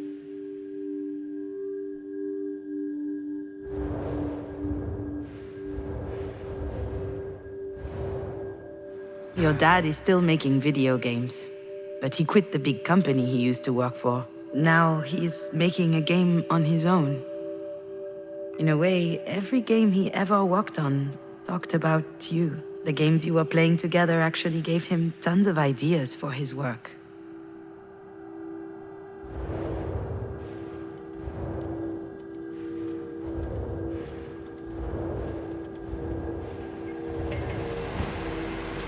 I thought Alex had gotten rid of that house when he cleaned out your room. After you passed, I never want. Some people say that the dead haunt houses. I was afraid that you would haunt that one. Afraid to hear your voice if I stared at it for too long. Alex moved into this place with his new girlfriend about a year ago. He looked happy. Suburban homes aren't my thing, but I was relieved that he had finally left the apartment where the three of us had lived.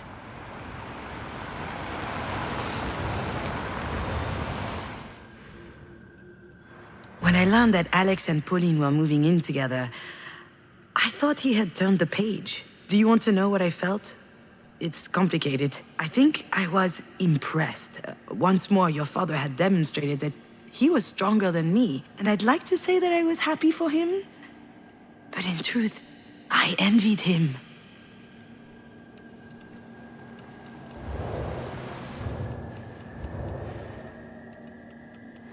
I pictured Alex alone in his office, using his job as an excuse to play with your house. I found that pitiful.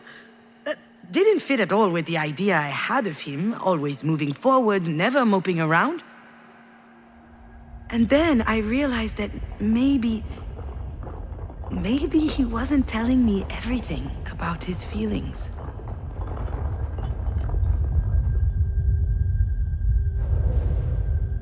Your father had everything. A new girlfriend, a nice house, his life on track. Meanwhile, I was over here, toiling, slowly crawling out of the hole. And I needed to see him, so he could comfort me. Just like before, I thought he owed me that.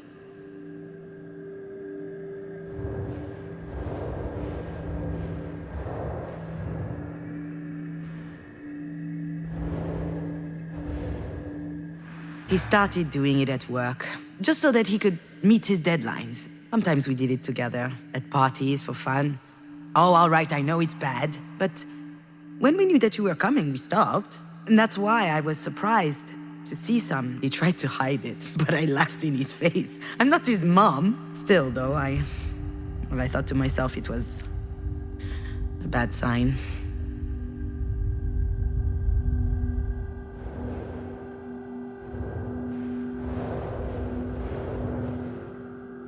Alex looked gaunt.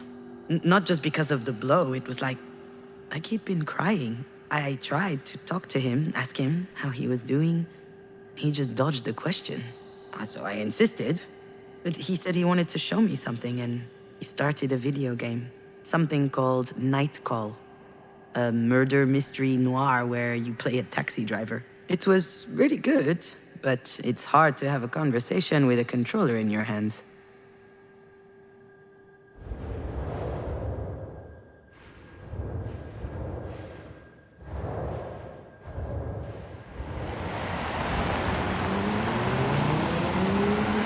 Perhaps I threw away that house because I was mad at Alex. His whole stuck in nostalgia thing, I found it incredibly offensive.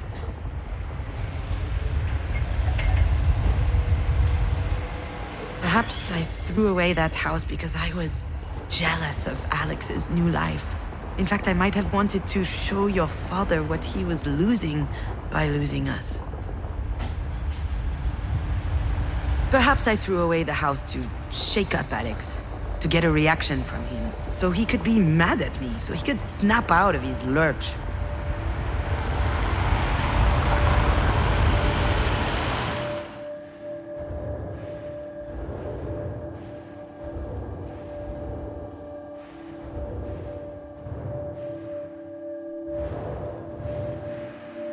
We had a great night in the end. We drank beers, we played, we laughed. And after a while, he asked me what I was doing there. Really, I thought about telling him the truth. But instead, I kissed him. He kissed me, and more. It was very nice. Much more intense than it used to be before. And it made me want to cry because that was way too late.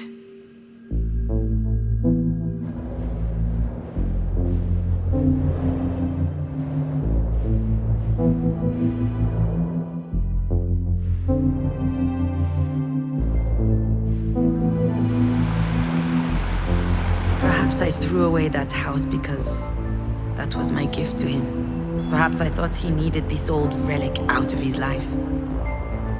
Like he needed me out of his life. I'm sure all of that contributed to my reaction to a certain extent. I was jealous, a bit petty, conflicted, and on top of that, I was a dollhouse thief. But there was something else, something that really hurt me. and that I'm only understanding now. I was ashamed.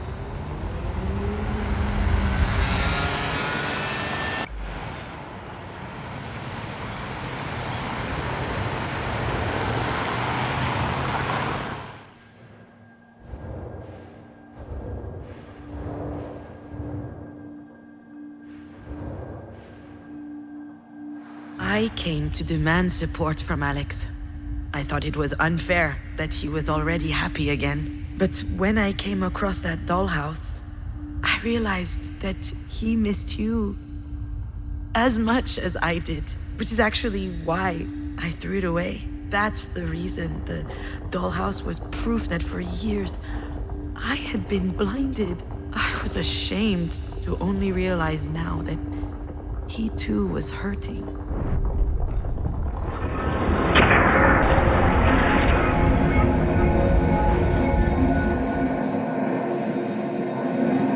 I understand your pain. Don't you think? How is this possible? How did I not realize that he was hurting too? And how come he never told me about it? Well, how about you, Alex? Should we talk about that? What? What do you mean? How many times have we talked about Astrid together? About her death? Dozens of times? Hundreds, maybe? That's because we needed to. I needed that. That was the only thing I could talk about, and Alex was always there to listen to me. To check how I'm doing, to inquire about my feet, to assess my needs, to ask if there was anything, and I never asked him any questions. Not a single one. Are you sure about that? What do you mean, am I sure? You were devastated. And you? How did you feel? Come on, again with this shit. Pauline is always trying to make me talk to. I don't have anything to say. What am I supposed to say? There's no way you never felt the need to talk about those feelings. That whole time when you finally got me to calm down and fall asleep? How did you feel? What did you think? I don't know. I can't remember. Why are you dragging this up now? Because I never thought to ask you back then. Well, that's all right. I'm okay. I was okay. It's not your fault. He's still doing it. He's still trying to protect me all the time. He needs to understand that things have changed. No, maybe not. Anyway, I probably wouldn't have listened to what you had to say. I was unable to. But now I'm thinking to myself that it wasn't fair. You know, I just realized something and I'm so ashamed about it. You're hurt too, and that didn't even occur to me until now. I was thinking about you. Not about Astrid? When I was alone at night, I was thinking about what I needed to do to help you get better. That's all I thought about. You needed me. That kept me going. And now that you're no longer here... I lived in fear of everything for a long time. Fear of making the wrong choice, fear of making mistakes, fear of not being good enough, not smart enough. And Alex was an antidote against all these. He was acting like he didn't have wounds of his own. But I knew that he did. One day, for instance, he told me about his parents. They love each other the same as ever. They're very good together. For them, having a child just came as a natural step to their relationship. They were nice, patient, kind. They ticked all the boxes. But in the end, parenting, that wasn't their thing. I think that in spite of their best efforts, they don't give a flying fuck about me. Maybe that's the reason why he, on the other hand, cared. Maybe your hugs and my kisses were the things that helped him cope. You can take care of yourself. All this energy you expended for me was admirable, but it was also holding you captive. You're free now. Free from what? Free to face your own emotions and deal with them, to heal your own pain.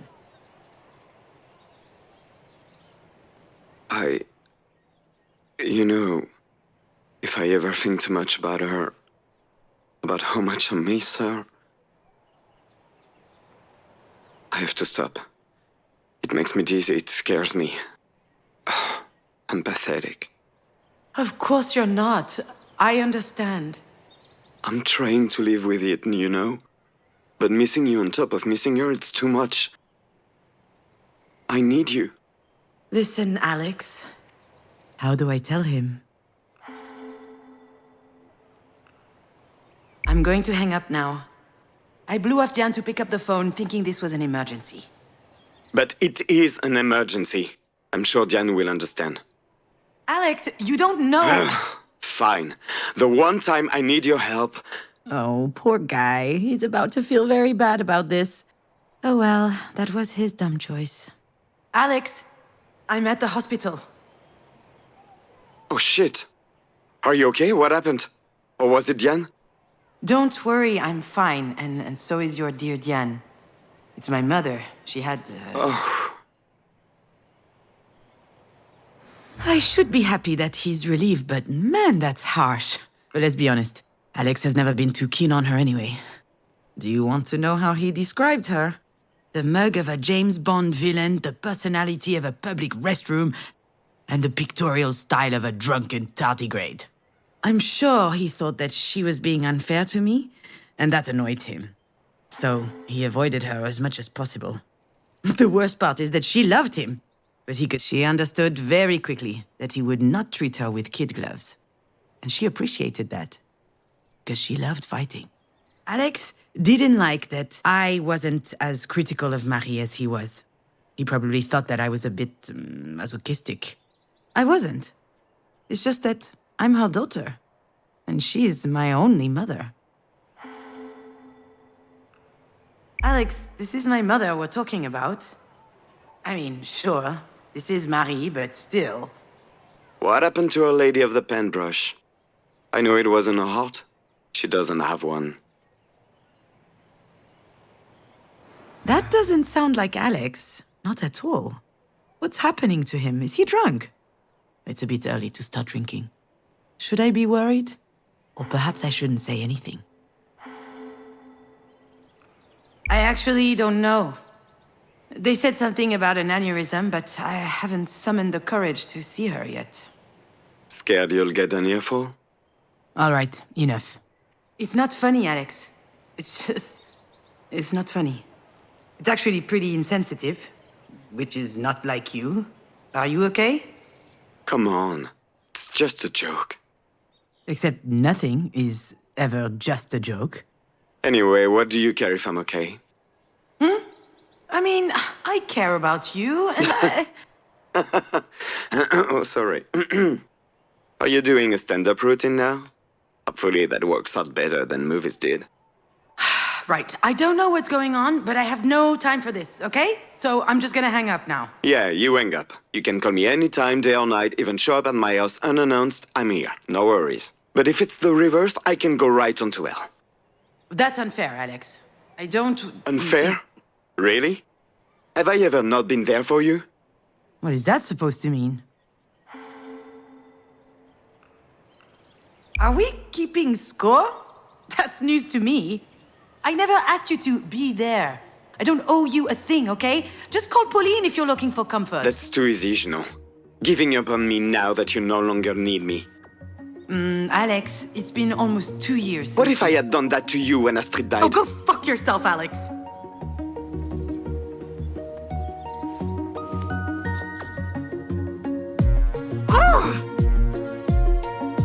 What a dumbass!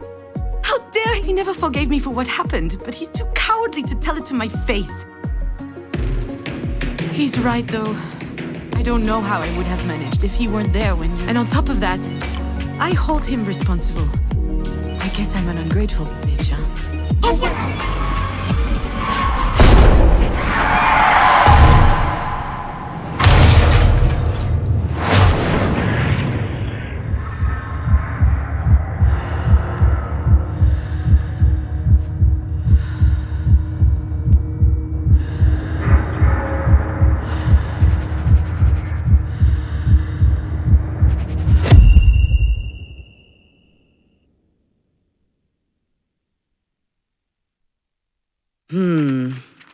Of all the stories I know, this is probably the least funny one. Although it's not like any of these has been particularly fun so far. But sometimes, well, thinking back about darker things does help shine a light on them. And actually, I think this one ends well. All right? I'll tell you this story.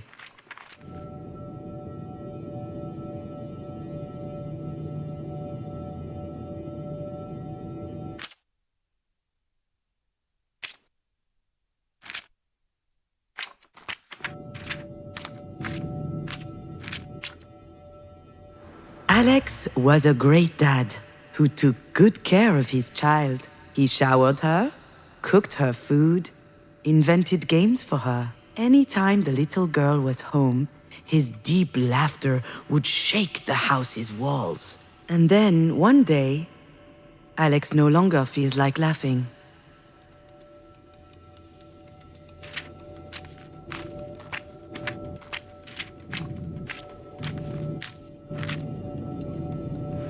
Astrid was both a little girl and a very big girl.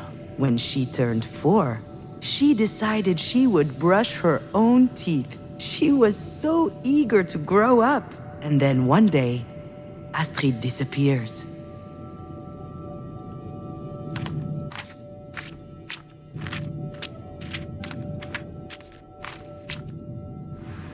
Junon was a mom who had made a huge mistake. She had bruises everywhere, a broken arm, her skull was split. It wasn't a pretty sight, but Alex didn't mind and still took care of her. Junon was quite sure that she didn't deserve it. And then one day, she gets better.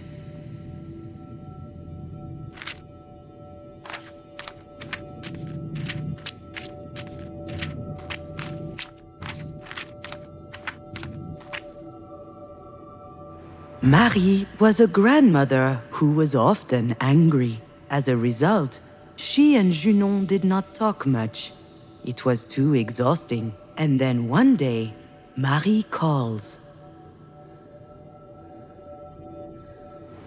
Time passes, and Junon's body fixes itself. The bones heal, the bruises fade. Doctors call it a miracle. Junon doesn't agree. But these doctors are no good anyway.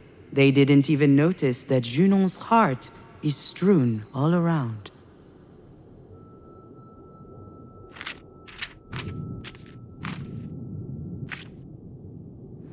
Time passes, but a big little girl doesn't just disappear. She leaves toys and drawings lying around, and all kinds of fist-sized marks, like tiny little clenched fists punching holes into Junon's heart.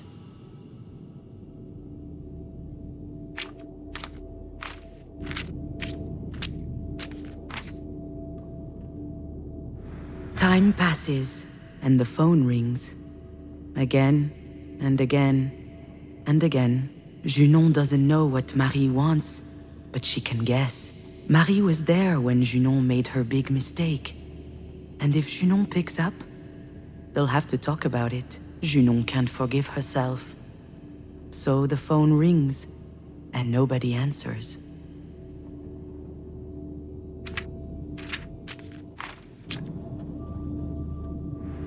Time passes, and Alex is still standing. He misses his daughter. He misses laughing, too. But he doesn't show it. He's taking care of everything. He cleans up, he cooks, he washes. He wants people to know that he won't crumble down.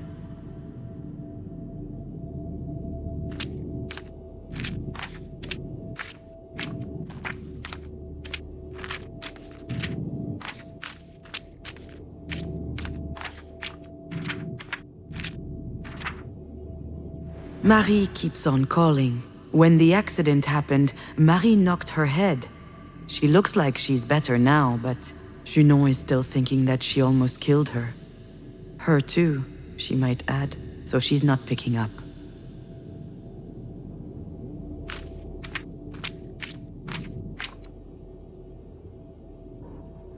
One day, Alex puts away every hint of Astrid into a big box.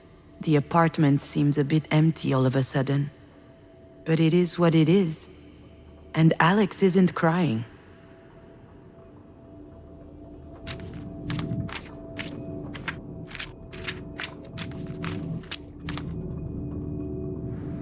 Alex wants to rescue Junon from her sadness, wash her hair, cut her nails, spoon-feed her. He wants to be the guy you can rely on, to walk back home when you're tired.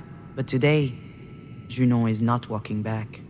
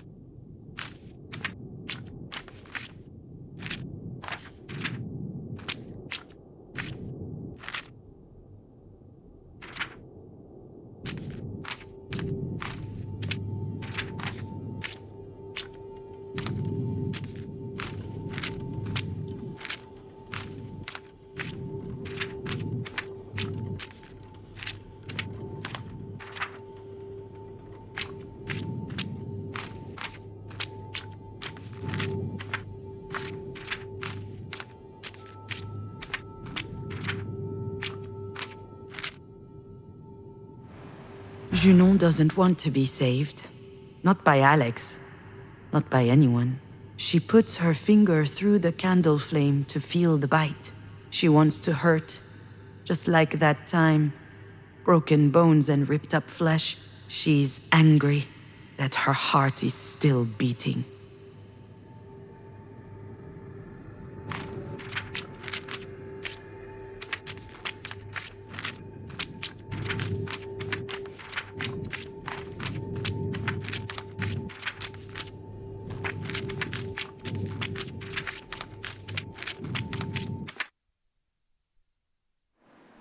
And then one day...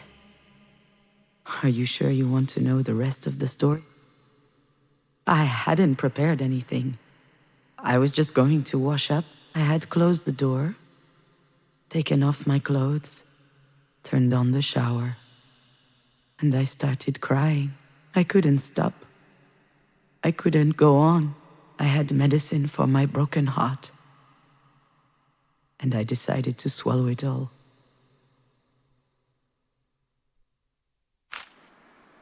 Your toothbrush was on the edge of the bathroom sink, which made me think of my very big little girl. Her smile full of toothpaste. I thought that maybe I too could give it a try, but I had forgotten how to.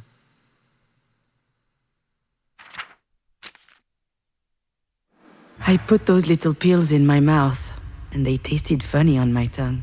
I just needed to swallow them.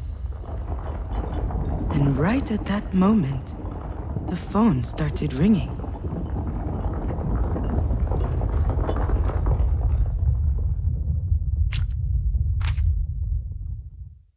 Marie didn't ask me why I didn't answer the phone for a whole year. She started talking as if nothing happened. I was crying too much, I couldn't answer. So she told me she could wait. And she waited until the last tear was shed. And then she told me perhaps one day I can tell you exactly what it was. But, long story short, it meant she loved us very much, you and I. In that moment, I felt like an enormous weight was lifted off of my shoulders, as if she had given me the most beautiful gift. And then she changed the subject, as she does. She had a proposal for me. Her career was taking off. And she needed someone to do the clerical work. She knew I would do it well. She told me, it's a boring job. I'm not doing you any favors, but you can do me one. I accepted. Alex never learned what really happened that day. He panicked because he could no longer hear me, so he broke the door. But he was too late. It was all over already. That's it, my little fawn. That's the end of my story. If it weren't for Marie, I wouldn't be here to tell you, because she gave me more than words that day. She helped me understand that it was time I made my own decisions. That's the thing I figured out that night. And it changed me for the better. I would no longer rely on others to save me. Not on Marie, not Alex, not anyone else. I couldn't live like that. Not anymore.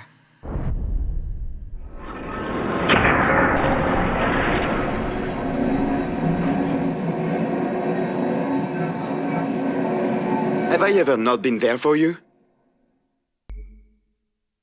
He didn't actually understand. He didn't get the dynamic we had and what it did to us. And me neither, actually. Up until today, I lived some sort of a misunderstanding. But it's over. It's true. You were there. Not just when we lost Astrid, you've always been there. I knew that whatever happened, you'd be there. It's not easy to explain why you fall in love with someone. There was no love at first sight between your father and I. We even lost touch after high school. I went to university in Lyon, and he studied video games in Angoulême, across the country. We found each other again by chance, 3 years later at a friend's party. We talked all night. It was about movies, of course. More specifically, Bridge to Terabithia. A drama about two awkward tweens who become friends. I spent 3 hours explaining to him that I thought the movie sucked, while he cried, reminiscing about the end. He was crying so hard and laughing at the same time. The other guests didn't understand.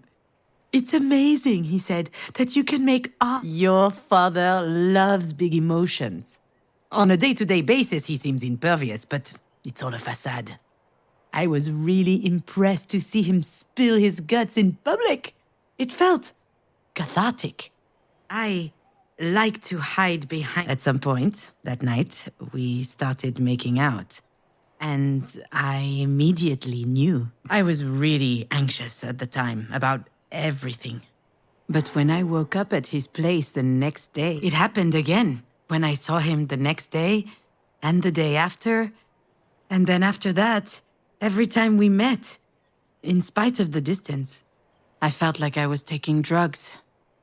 And it was really good.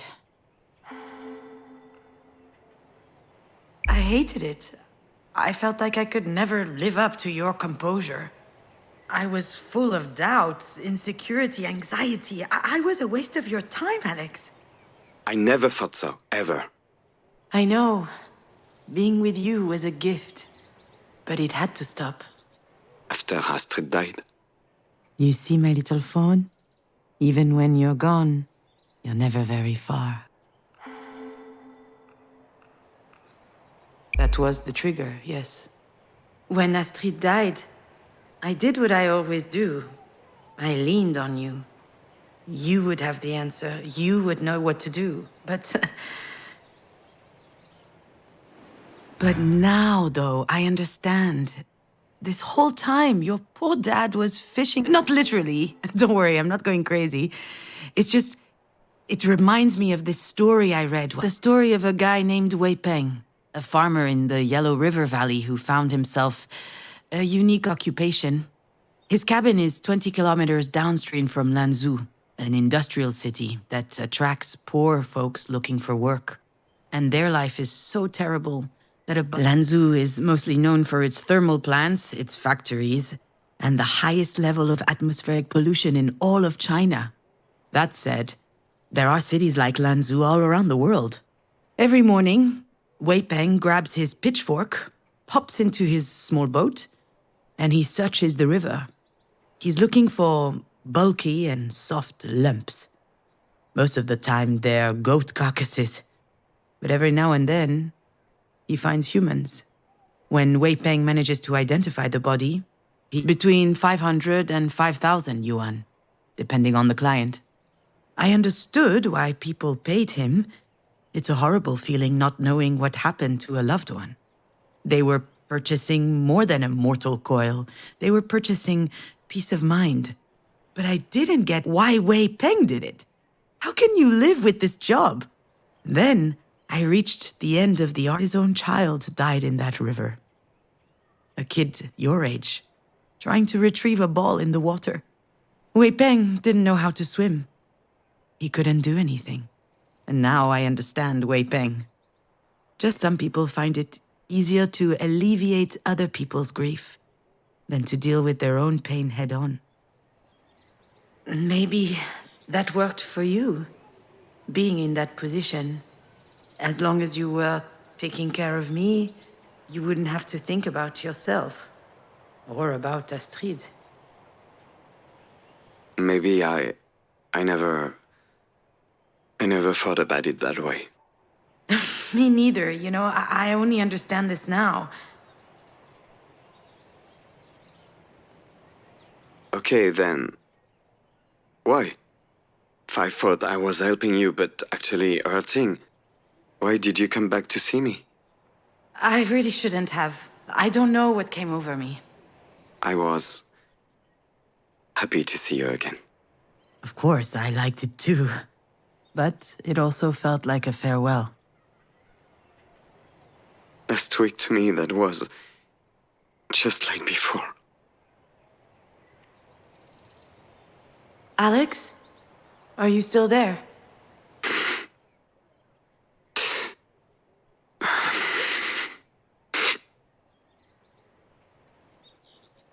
Marie had this weird, it didn't matter the reason, from bike falls to headaches to world hunger. She had this theory that there are two reasons one might cry. Either from surprise, when life sucker punches you, or from cowardice, when you give up on fighting back.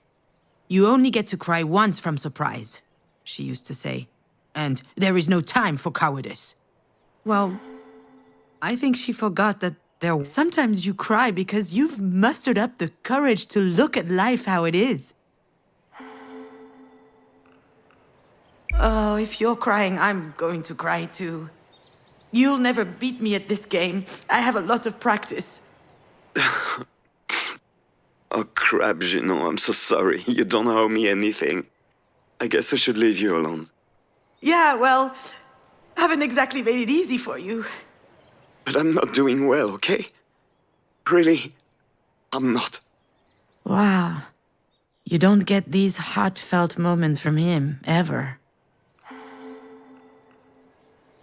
Since last week?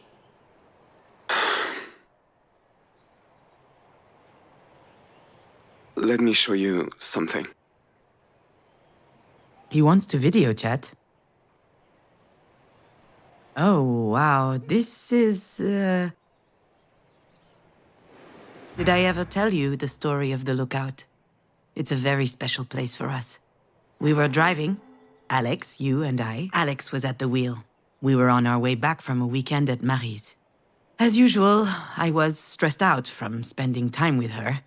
I was eager to get home. I was just exhausted. So when you told me your tummy was hurting, I didn't really believe you. I remember clearly thinking, oh, she's okay. And then hearing the sound. Like snow falling from the top of a roof on the first warm day. Except it wasn't snow. It was the worst pile of vomit I had ever smelled. When he saw your face in the rear view, Alex knew you looked truly positively puzzled. You were staring at the puddle beneath your feet, then looking around to see where it came from. And I was twisting and contorting from the front seat, but unable to help. I didn't even wait for the car to stop. I jumped out, went for your door, and squeezed you against me. I didn't care if I got dirty. I just wanted you to feel good. I thought it was my fault. I should have listened to you. Your forehead was hot. It could be serious. I carried you out to the banister on the end of the clearing and laid you on the grass. Your face was pale and your eyes were bulging and... Oh, dear!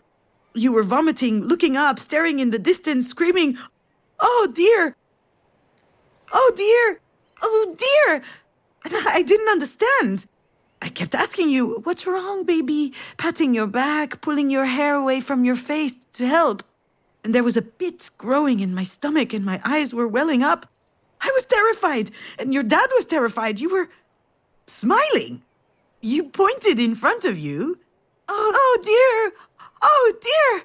Oh dear!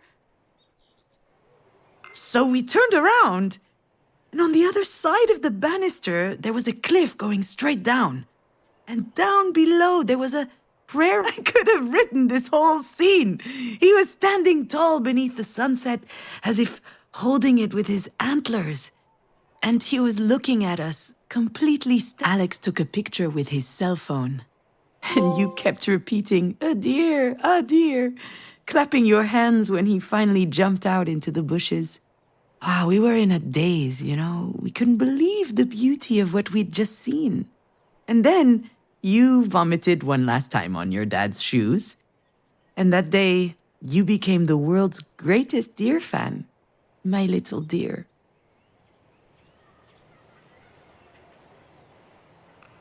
What are you doing over there? Do you recognize the place? Of course I do. I'll never forget the lookout. Every time I take this road, I have to stop. The other drivers don't get it, of course. They ask me if I need assistance, if I broke down or something. I'm just trying to enjoy the view. It's so beautiful. Today I came here just for that. Why the sudden rush of nostalgia? Okay, well, you're pretty close to the edge now. Are you being careful? Careful with what? Alex? You're scaring me a bit. You don't look well. I'm not well. You were right, you know. This whole time I thought I was helping you. I thought you needed me so you wouldn't crumble. But that was a goddamn lie. I was the one who needed you. Even before Astrid died, I needed you. Helped Juno with her tyrannical mother, helped Juno with her screenwriting career. Shows Juno how to be happy. A good one. It was easier for me to think you had issues. But I was the goddamn issue. It can't be easy for him to realize this, but he has to. At least I hope so. You're not an issue, Alex. And still you got out as soon as you had the chance. I know you can be forgetful when it suits you, but that's pushing it.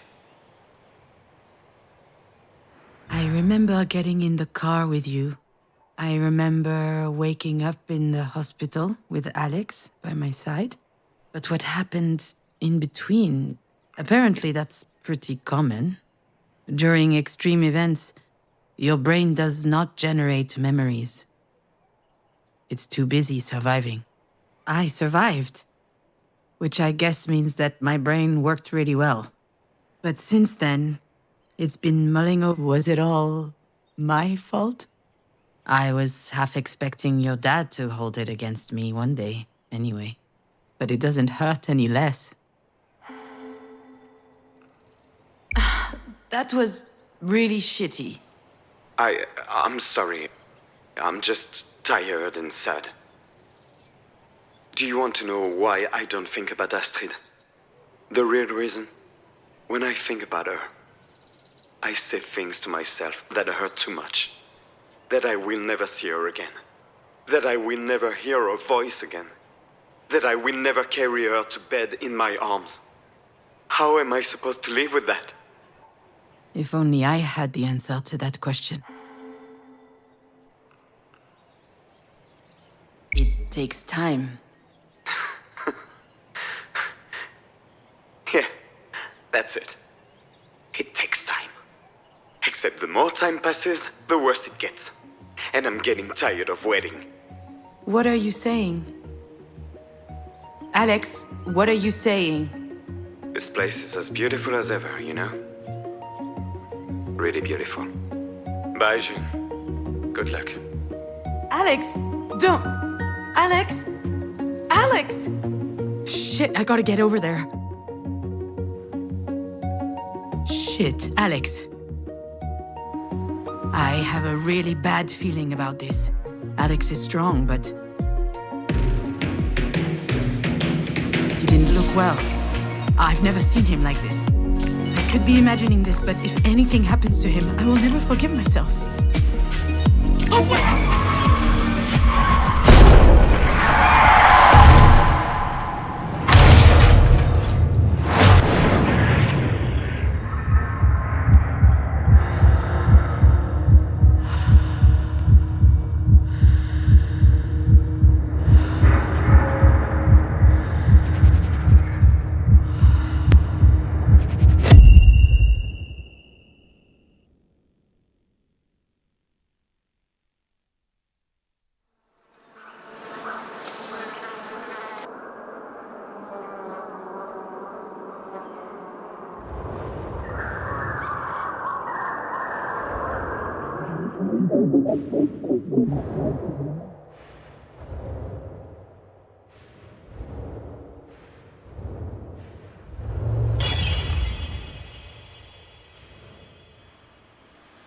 All right.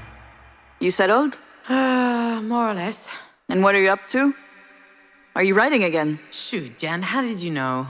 Lady, this isn't rocket science. You're just like Mom. It's in your blood. Why do you think Alex has been pushing you all these years? You're the only one who's unaware that you're an artist. For a long time, I thought Alex was pushing me to write out of mercy because he thought that it would somehow fill a void in my life. It never occurred to me that maybe I was actually talented and that he had figured it out.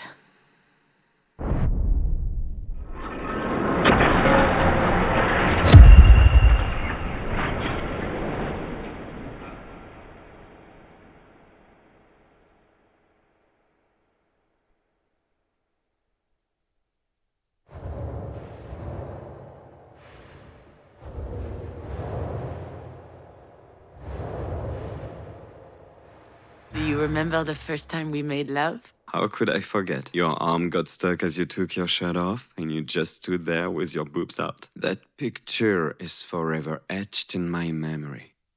Beautiful. Were you ever gonna come to my help? Certainly not. I had waited so long for that moment. I was relishing it. I will always love your father, you know. Forever. Being able to strip naked, completely naked, and feeling good anyway, that's rare. I hope that I will experience this feeling again one day with someone else. But I'm happy to have known that once in my life already. With him.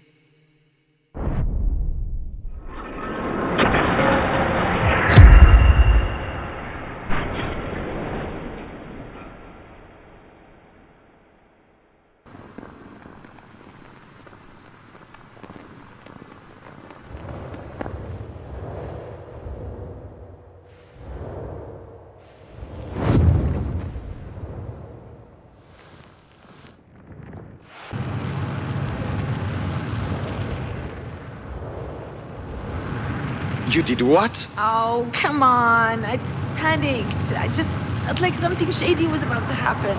If you think I had any time to think. And also, I was drunk as a skunk, so... You're insane? Completely insane? You really think so? Yeah. This is $3,000 whiskey. You could at least have saved me a glass. You're so stupid. I never felt the need to lie to your father. I always told him everything because I felt like he understood me. I can't just ignore other people's judgment. I'm not strong enough. But with Alex, I never felt judged.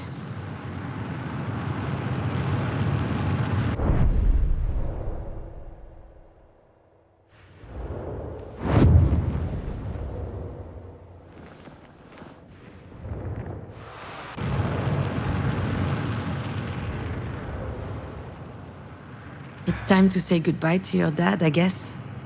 I mean, farewell to us. I can no longer be with him because your absence would take up too much space. And also because I realize now that our relationship had something kind of unhealthy. But that doesn't take away from who he is or from what he gave me. Our story together is ending, but each of us still exists. And we're even stronger than before because we've grown up.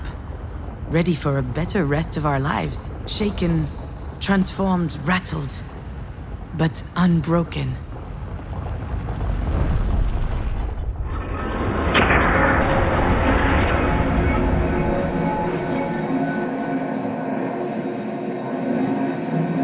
am I supposed to live with that?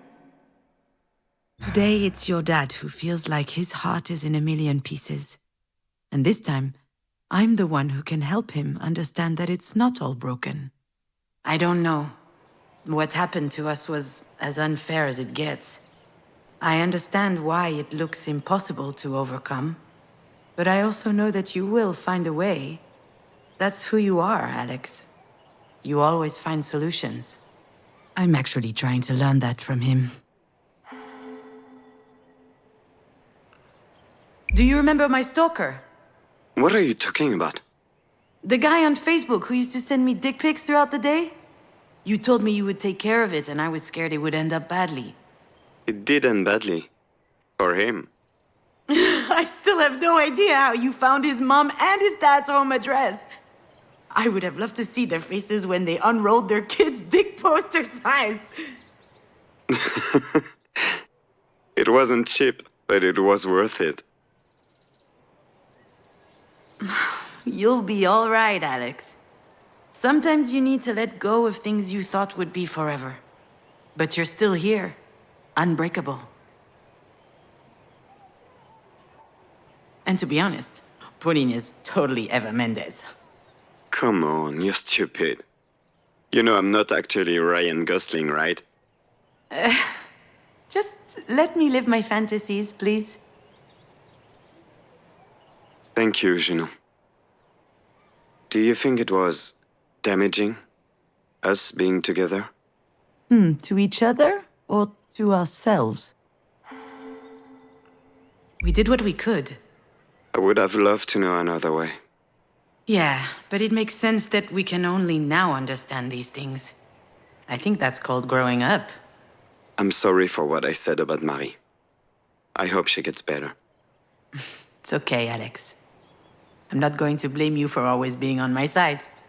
You know, you should go see her in our room. 'Cause you never know. You're right. Of course he's right. Then why is it so hard? Juno, I need to tell you something. I know that you don't remember the accident, and I know you can't help it. And I know it's not fair, but I resent you for that. And it scares me. I'd like to believe that knowing what happened that day wouldn't change a thing. But I know that's not true. Because there are only two options. Either my daughter is dead, or I killed my daughter. Scares. Yeah. Sometimes I feel really angry. I think that not knowing is driving me crazy. So if one day you do remember something, anything really, please tell me. I don't know if I will, but I too would like to know. And I too am angry. Oh, June, I'm sorry, Could you stop being sorry all the time? That is not sexy. Is Ryan Gosling ever sorry in the movies, huh? What about Hugh Grant? Is he sorry? Huh? Hey, Adam Driver? I mean, yeah. They do have that hangdog look. Fair point.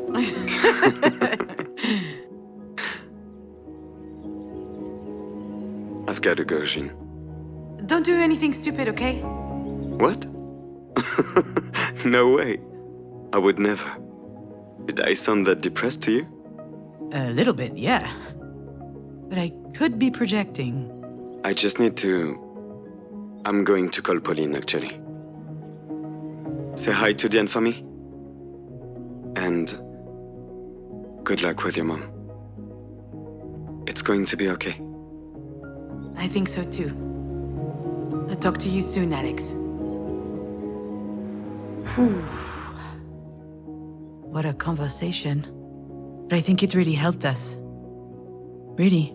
Why couldn't we talk like this before? That depends on what before we're talking about here. Before you were born? Before you were born, we were kind of lost. I felt like I didn't exist, like I didn't know why I was here. I was a little bit depressed, I think. A lot, actually. Then you came, and everything changed. I miss you a lot, you know?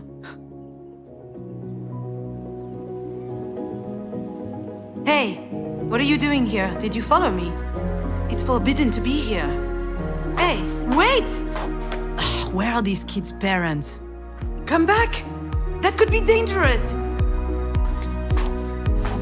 Oof! I haven't run this much since high school. Hey! Can you hear me? Hello? This kid, I swear. Anyone here? There she is. What is she up to? Hey, get down from there. It's dangerous. Don't worry, Mom. It's fine.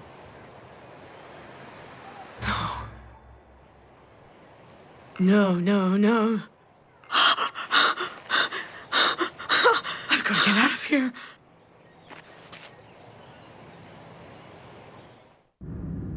Seriously, though, what is happening? Am I going crazy?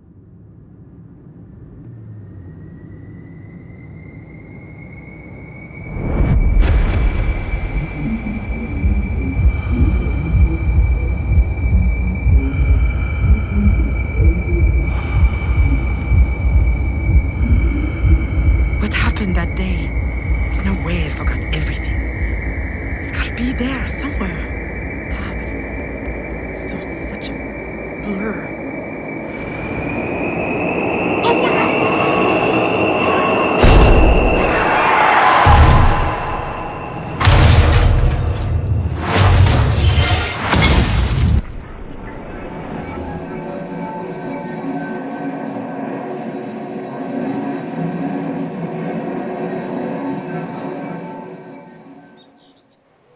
Will you be sticking around this time, or are you gonna run away again?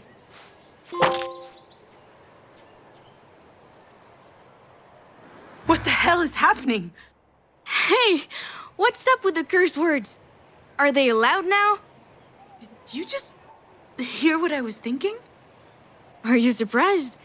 You've been talking to me in your head for years. Was I supposed to leave you hanging forever? Is it really you? Nope.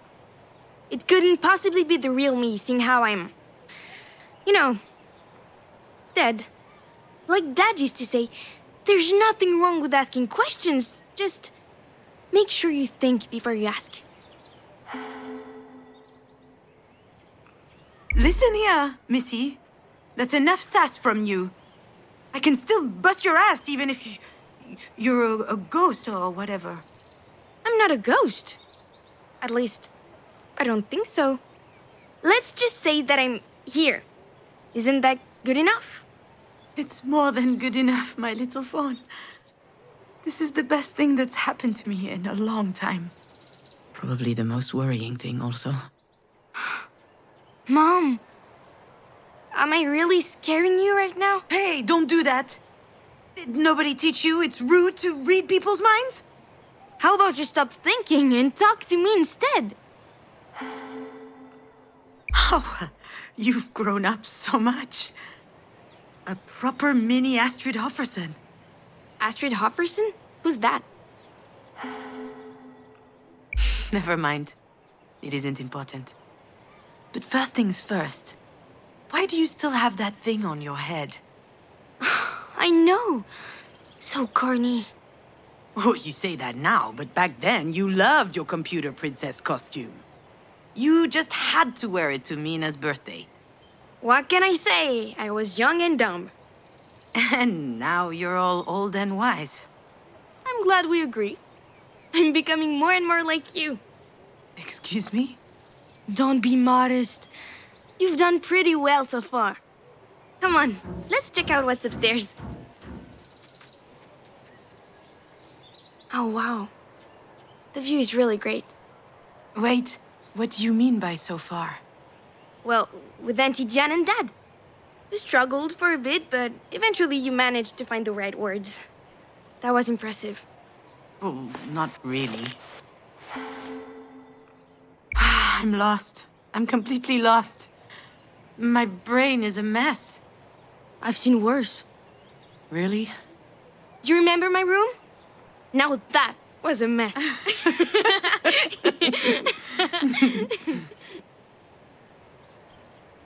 Oh, my little fawn.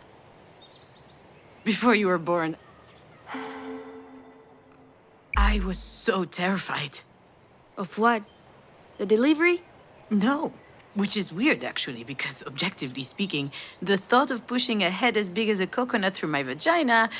Mom, you're so gross. I mean, it's not like you're gonna traumatize me, but I'm meant to be like 9, remember? So what was it that was so scary then? I was going to share my life with someone for the first time. But you were already sharing it with Dad. It's not the same, little dear. We love each other very much, me and your dad, but we knew that it could always evaporate. I still care about him a lot, but things will never be the same between us. With you, I knew it was for life. And that was scary? I was a little afraid of losing myself, but I also loved the idea. When you were born, I knew only one thing. I'd never be alone again. That's how it was supposed to be. But I screwed it up. I was a shitty parent. Just like I was a shitty daughter and a shitty wife. And I lost you. Mom, stop. You didn't lose me. You really think that I... what, disappeared? I abandoned you. And I think about it all the time, whenever I close my eyes. What happens when you close your eyes? I feel the shards of glass on my skin, on my clothes, beneath my feet. I see the crown of your hair, sparkling like a tiny sunshine on the tarmac. And then I see your open eyes.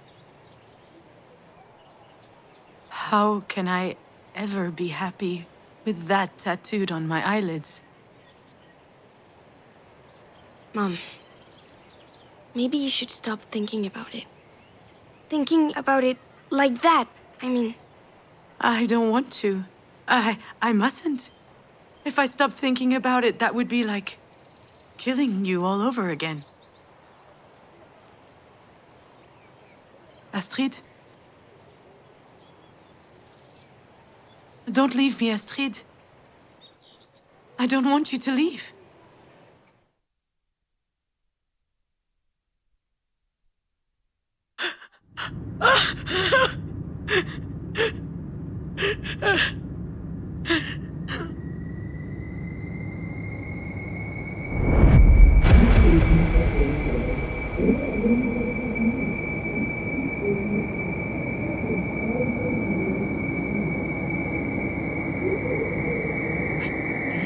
I'm starting to remember, but it's still so blurry.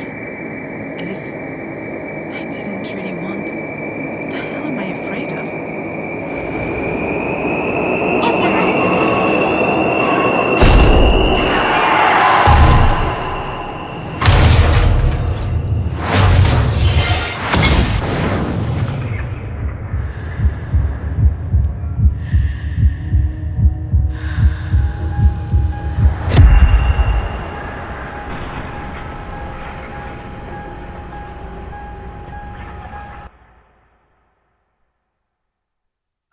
Really? Do I have to?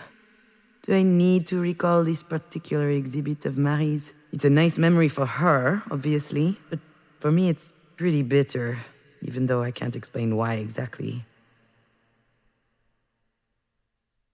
A lot of memories came back to me that night. I would stand in the middle of the gallery with my eyes closed and they'd crop up as if they were connected in some way. Come to think of it, there may be something to unearth in my own personal exhibit. We'll see.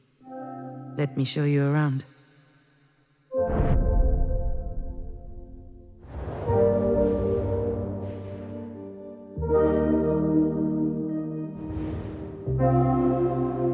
You know this tableau, my little fawn? It's been gathering dust in the back of my personal collection.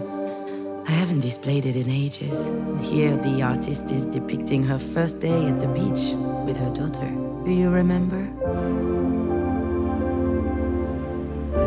You started worshipping the sand as soon as we got there. You were delighted. We were already imagining you as a teenager with like 7,933 vials of sand everywhere and a subscription to Sand Fans, the Arenophile Review. Hey, if it was between that or weed, we weren't sure which would be worse. You came up to me with a huge seashell. I never understood where you found it. You handed it to me with great pomp and told me I had to write a movie about it. I complained, I don't know his life. I have no idea what he's thinking about, if he's sad or... And then you asked me, so about what is it that you write movies then? And I was speechless for a moment, but... The weather was so nice that day. We had eaten ice cream under the big umbrella. Then you pulled out your little tongue, your head got close to my arm, and I felt something cold and wet above my elbow. You taste salty, you said. Suddenly, I felt it welling up in my heart and my stomach. Happiness. And then, that's it. That's what I wanted to write about. I'd totally forgotten this, but at one point in my life, I wanted to write about happiness.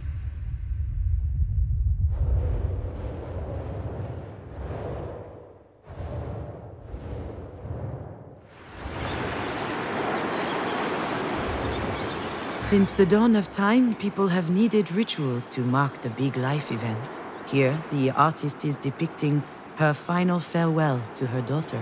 At least that's what she thought at the time. Neither Alex nor I could picture you in a tiny coffin. We really preferred that you remained with us, like fine sand in a pretty vase. But in the end, even that was too heavy. I kept thinking about it. One day, on a whim, I made the call. I didn't tell your father. I didn't feel like explaining. I just called Diane, and I told her to meet me over there, by the sea. And she didn't ask any questions, nothing. She just said, I'll be there. I was crying when we arrived at the cliff overlooking the beach. Diane gently took out the urn from my hands, opened it towards the sea, and she said, Donnie was a good bowler and a good man. He was a man who loved the outdoors and bowling. I burst out laughing and snot splurted out of my nose all over my fucking chin. And Dan was laughing too, and 1,000 particles of you flew out around us, all up in my hair. I thought it would be freeing to see you leave like this, disappear. That was the goal of this ceremony, but now I know that it didn't work. It didn't make me feel free. Rather, it made me feel the emptiness.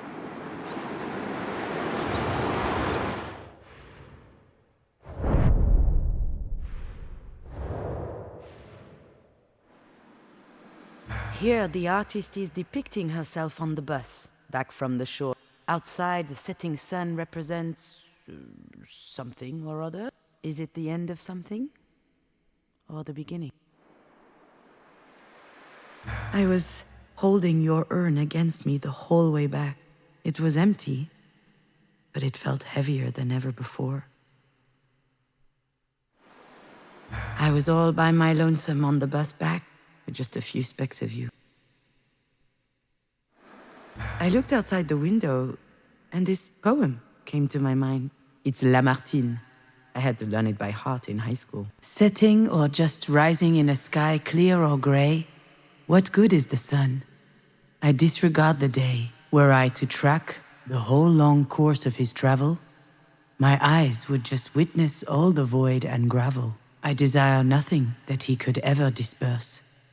I don't demand a thing from the great universe. That's what I felt when I came back from the cliff. The poem, the empty bus, the urn on my knees. A void. Back then, I thought it was a good thing. I said to myself, maybe I can start writing now that this is done. And then, nothing.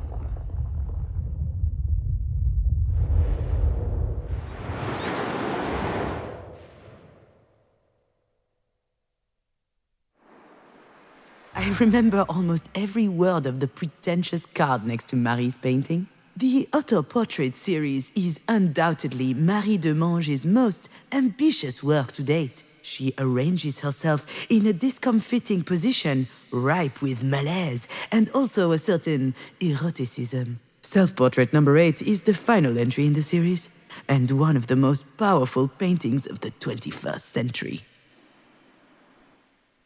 I never could bring it up with Marie. But I'm sure that these paintings were actually inspired by the accident. The ground she's lying on. I can almost guarantee you it's pavement. And her discombobulated body as if her bones were broken. No one knows that except me. I believe she painted you instead of her. Why on earth would she make such a twisted thing, do you think? Apparently the critics and the public loved it. That was the series from which everything started for Marie. I must say that there was something vibrant in these paintings. A sweet and vulnerable mystery in her eyes. It made me sick.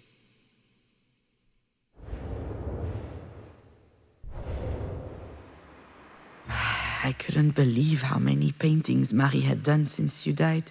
Meanwhile, I couldn't write for my life. It made no sense anymore. When I left Alex, I did get started on something, as if separating from him had inspired me. But after a few months, nothing I had written was worth reading.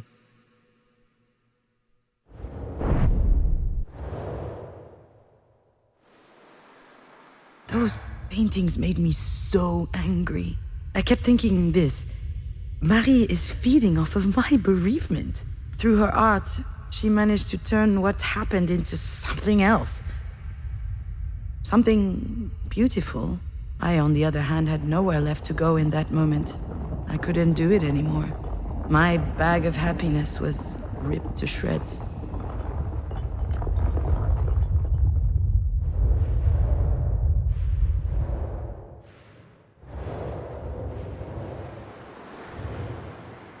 Thank you for visiting this exhibit with me, my little fawn.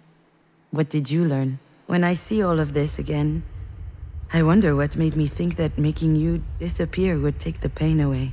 Attempting to erase every bit of you meant locking me out of this incredible little room inside my heart. The place that gave me life. The place that inspired me. Now I know that I need to keep that space for you within myself, so that I can write and I can live. You're still with me.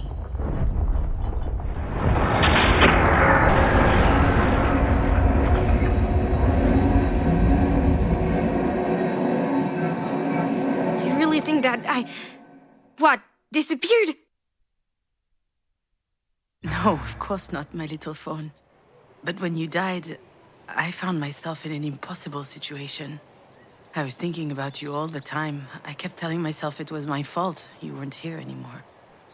It's awful to love someone that much, you know? On the contrary, I think it's beautiful. Sure, it's beautiful and awful. So I looked for a solution. How? I did what I always do. I watched movies. Like what? Manchester by the Sea. One of the most depressing movies ever shot. Oh no. But it does star the hottest hottie Michelle Williams. Then I watched The Broken Circle Breakdown and Declaration of War and all kinds of other miserable stuff. My only requirement was kids dying, parents crying. Also, I spent hours looking at a blog of badly taxidermied pets. I remember one dachshund in particular with these bulging eyes and a big crooked mouth. It was both the saddest and the funniest thing I'd ever seen. But why were you doing all this?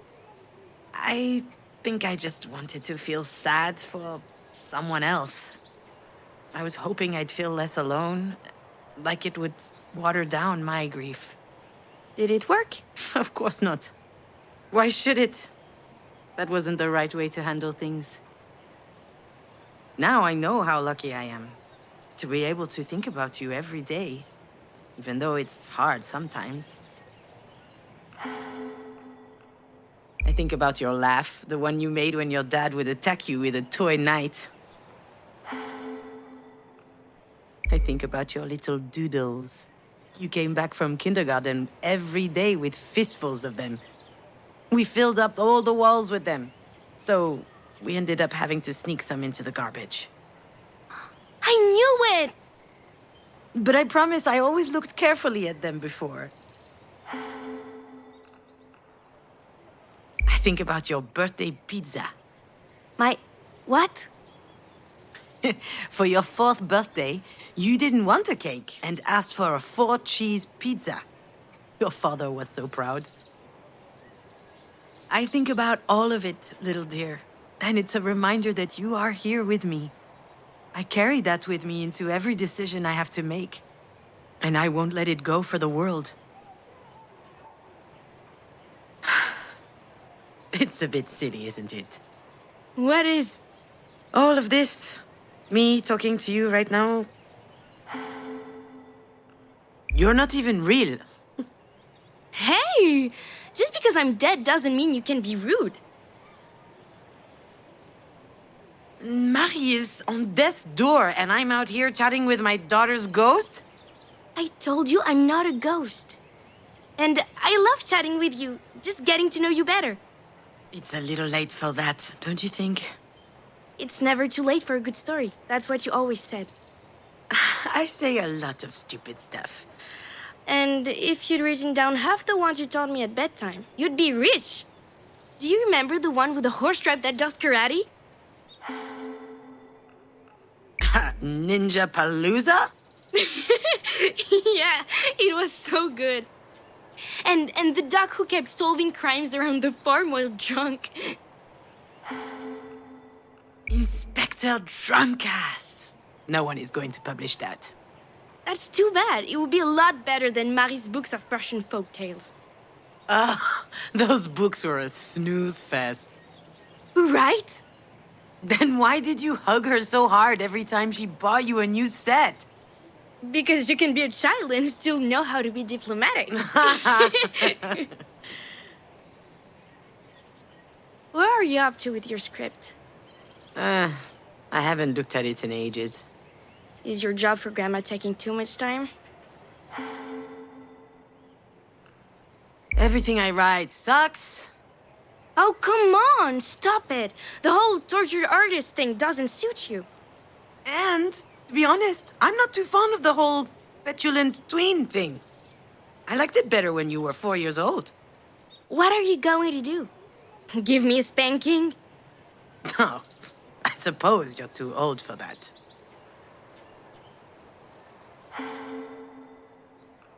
I'm so happy to see you.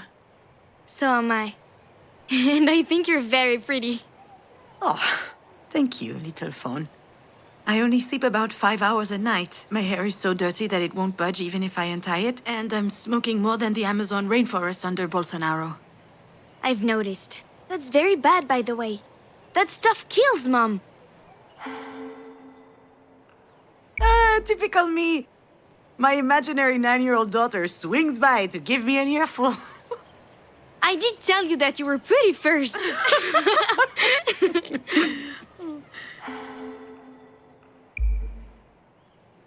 I'm sorry, Astrid. Sorry for what? You know. I have no idea. I don't read minds anymore. My mom raised me better than that. That's cute, little phone.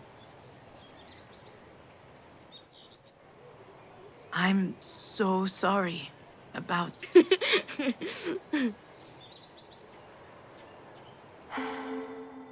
That wasn't a joke. Sorry, I'm sorry. It's just... Do you remember what happened? No. I mean, I remember that we were going to Mina's birthday party. I was driving. But after that, it's all a blur. See? That's why I was laughing. You totally forgot how it happened.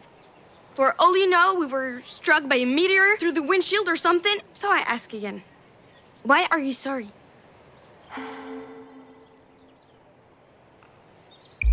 Stop it. I know what you're trying to do, but whatever happened, it was me, Astrid. It was my fault. All right. You're not ready to talk. You need more time to think.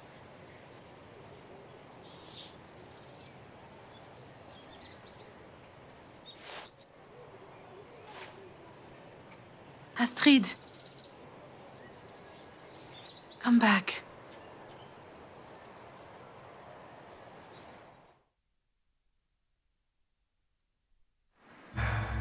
Needs more time to think. What am I even talking about? I'm mulling over my dead daughter's imaginary advice. I'm going off the deep end here.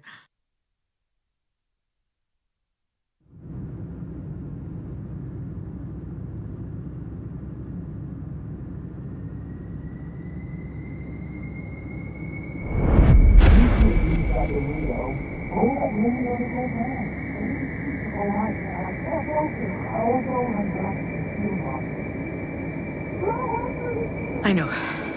That's what I need to focus on. I think it's coming back. Yes, it is.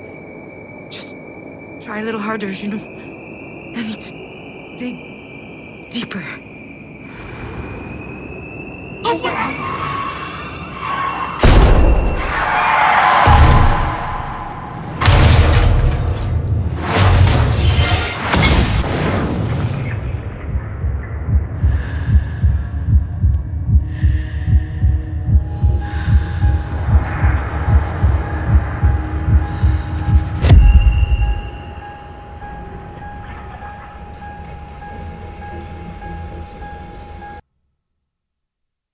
What does it mean to be a mother?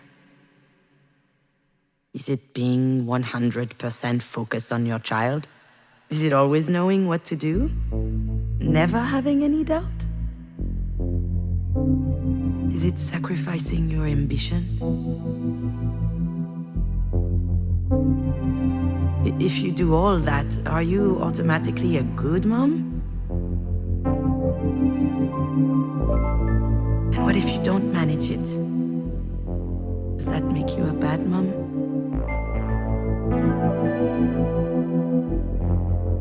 I've asked myself all of these questions a lot. Do you want to try and find an answer together?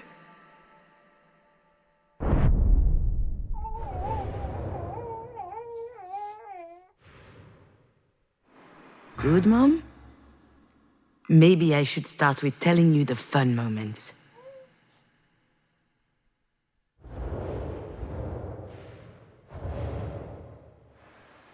I was so fired up by your birth. I felt like I was high on drugs. I was taking care of you, working, seeing friends. I was living. Alex and I even became involved in politics.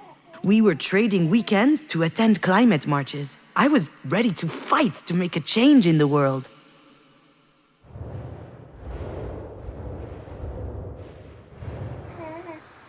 It kind of came out of nowhere. I was feeling gunky and I was a bit late, so I decided to take a test without putting too much stock into it. And here is the picture I sent to your dad.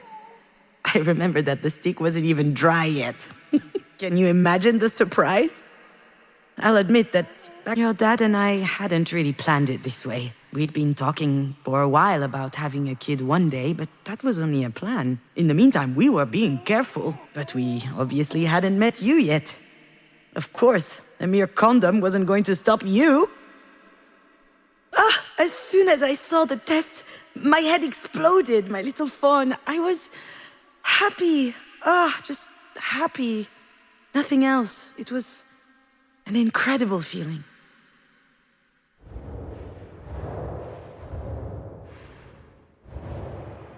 That was the year before you were born. Alex had been on my ass to get in touch with the friend of a cousin of one of his friends who was a producer. Anyway, I was supposed to schedule a meeting with him during the next Cannes festival. I wasn't planning on going to Cannes at all.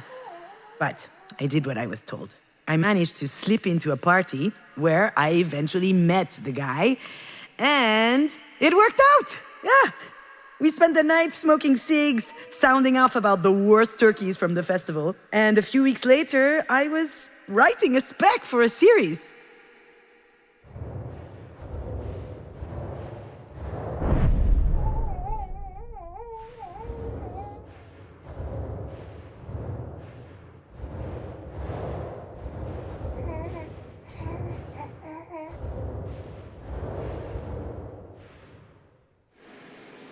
Thus, within the span of a year, I delivered 2 babies. Astrid, in January, just over 8 pounds, hungry as a wolf, and a mug to die for. And then, my first professional screenplay in August.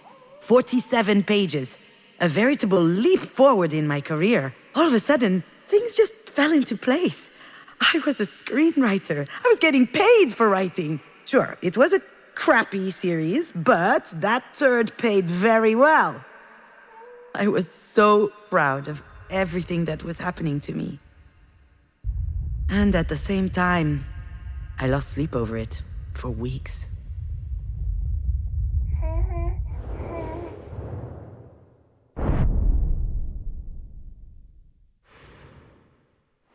Because there were some dark thoughts too. The ones your light could not dispel.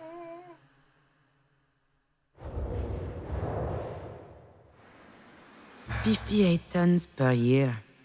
A kid equals 58 tons of carbon dioxide per year. That's the same as 58 plane trips to New York and back, or burning 50 tons of coal. Having a baby in this world, as everything was collapsing around us, that was a stupid idea.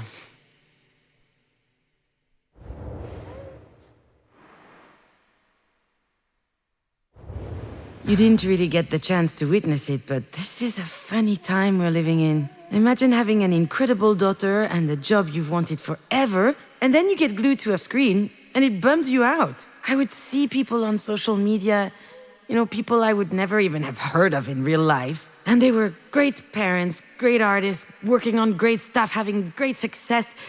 Everybody seemed way ahead of me. And it felt like it was my fault for being so behind. How dared I aspire to being happy?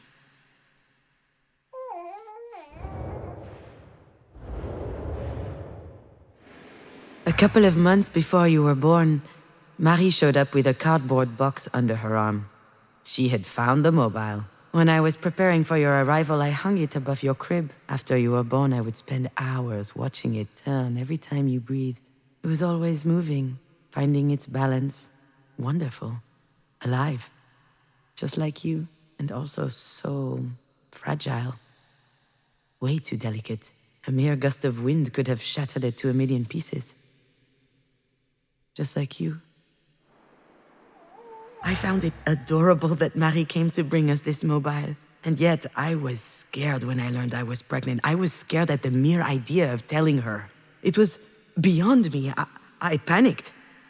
So I decided to hide you for as long as I could.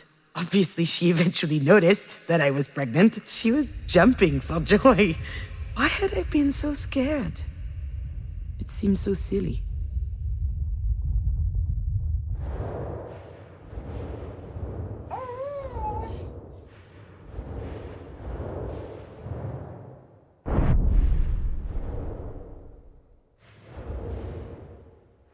I know breastfeeding while on a cell phone isn't exactly what you picture from a perfect mother. Well, that only happened once, or maybe twice, or a bunch of times, actually. I loved connecting with you, It was a magnetic force. Time disappeared when I looked into your eyes. But sometimes I was overwhelmed by the earth that keeps on spinning, the anxiety of not doing enough, projects at a standstill while others are going full speed, and then the fear that it would all stop. That's always a little bit there. But I think I was stronger than that in the end.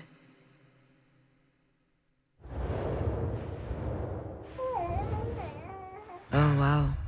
I just remembered something that happened years ago. I guess I was 16 or 17 years old. I was in my room, staring at this mobile. Marie was in the next room, the living room, giving an interview. It was a first. I overheard her talking to the journalist with a soft voice. She was obviously trying to win her over. It was funny at first. She was giving all these juicy details about the crazy nights of a female artist in the 80s. And then she said she got pregnant after one of those nights. And at that time, she seriously thought about giving up the child. And suddenly, I understood that that child, the one she didn't want, that mistake, that was me.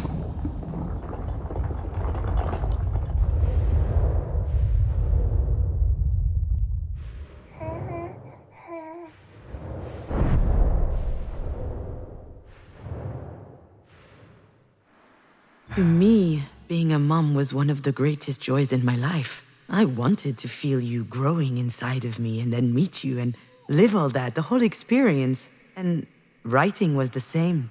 I really wanted to do it, and then I actually did. I wanted these things. I bore them and I cherished them. But I struggled with them too, because I was scared. I had doubts, but really most of all I had this lingering feeling that maybe I shouldn't have been there. And when I lost you, and writing had lost its meaning, that feeling came back with a vengeance. This feeling, this knowledge that whatever I do, it is not enough.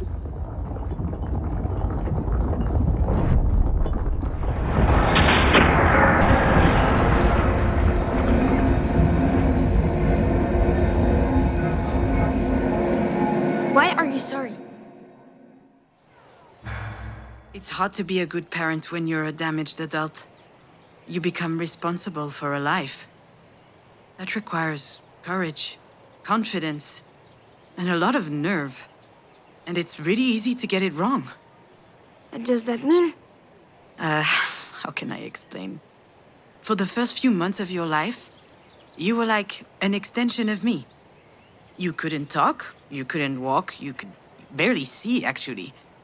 And I was feeding you out of my own body. Yuck. Yeah, yuck! Having your life in my hands. That funny feeling. That's what being a mom was all about to me. And then one day, I read a book. A book? Not a movie? Nope. No moving images, just tiny written words. What was it? Heartsnatcher by Boris Vian. A weird and poetic book. Also terrifying, in a way. Very, very grim. That sounds fun. Well, actually, it's great. And perhaps you will read it one day. You'll never read it. You're right. I won't. But you can still tell me about it.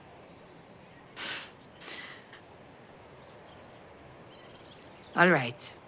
Well, there's this character named Clémentine. She gives birth to triplets and gives them these stupid names. As they grow up, she starts to behave increasingly strangely. Such as? She starts imagining things, these situations where horrible things happen to the kids. Okay. I understand why you might enjoy this book. What makes you say that? No reason. Does she do any other weird stuff? She locks them up in cages. Her kids? Yes. They're nice cages, though. Very comfortable. Oh, well, that's fine then. They don't like it any more than you, but it gets worse. It does? She eats rotten meat. Ew! Mom, what is this book? I told you, it's weird. Why is she doing that? At first, she does it so that the kids get the best bits. But after a while, she starts to think that if something bad happens to her, then her kids will be spared. She would be sort of like a lightning rod, you know? All I know is that this sounds really weird. Definitely. But I remember reading that part sitting in the bedroom, and I looked at you sleeping in the crib, and what she was doing started making sense. For real? I knew it was crazy, but the idea of doing anything for your children, of never failing because you've done everything, I found that amazing. There was just one thing I didn't know yet. The most important part of being a parent, and also the hardest lesson to learn. You need to trust your children. Trust them to read non-weird books? Trust them to live. You weren't there so I could feel like a good mother. You were there to live your life, to become yourself. It seems obvious, doesn't it? But I didn't see it. So I spent a lot of my time feeling guilty. Telling myself that I didn't deserve you. What? I don't believe it. I was your biggest fan, you know? Really? Of course. You were relentless. You even found the time to work on your scripts. You were working your ass off to make your stories amazing while you were busy taking care of me. How did you manage to be strong like that?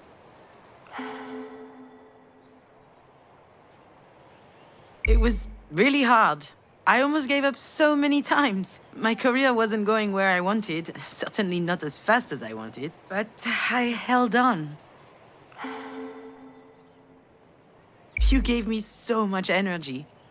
I presume I took a lot too. Of course, sweetie. I often wish you had an off switch, especially when I saw my face in the mirror the next morning.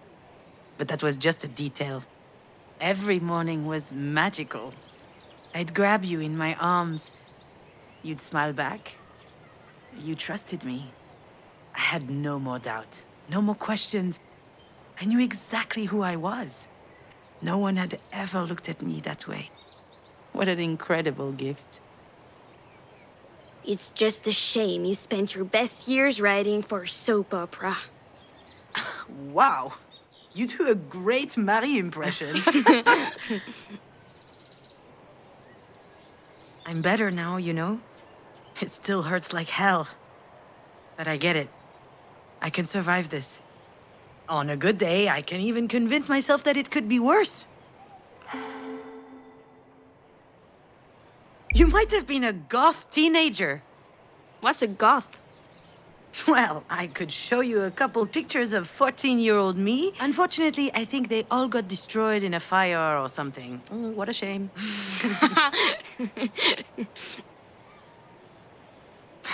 You've taught me all of this. You helped me open doors inside myself. That's what allowed me to grow. Of course, I'll go on without you. I have to. But it's really, really sad.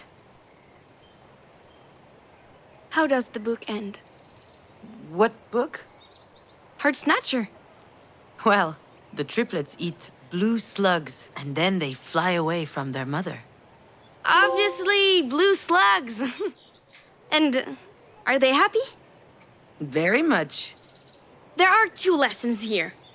First, Boris Vian was really, really odd. Really. But also second, sometimes there's no sense fighting what will happen anyway. You said it yourself to Auntie Diane. Remember? I understand why you're sad, Mom.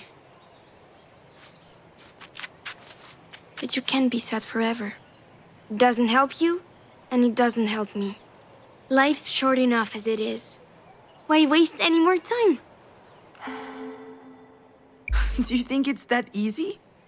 That I can just press a button and pow? You can be so egotistical sometimes. Excuse me? Where do I fit into all this? But I was just... So what? I'm going to be a bad memory for the rest of your life? A distressing thought inside your head? Do you even realize what that means? I'm scared. Oh, what are you scared of, my little fawn? I'm scared that I'll disappear. But you're already dead. That's not the point. I'm talking about disappearing from here. This is the only place where I still exist. Just here. But I don't want to be this rusty nail that's killing you by degrees. You do realize that's not me at all? You do know that if you keep at this, I'm not going to exist anywhere. Anymore. You don't have to do this to me, Mom. You don't have to do this to yourself.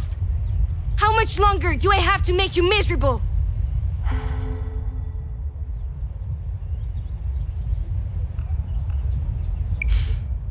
I know you don't deserve that, my little dear. It's all my fault. Stop it, Mom. Just stop. You're stuck on repeat. I know that this can be easy to process. And I know that the truth hurts. But right here, right now, you're gonna have to remember. Really. I'm not sure. What do you mean? What are you talking about? Astrid? Astrid!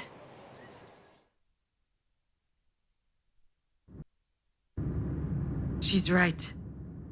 Of course she's right. I need to remember now.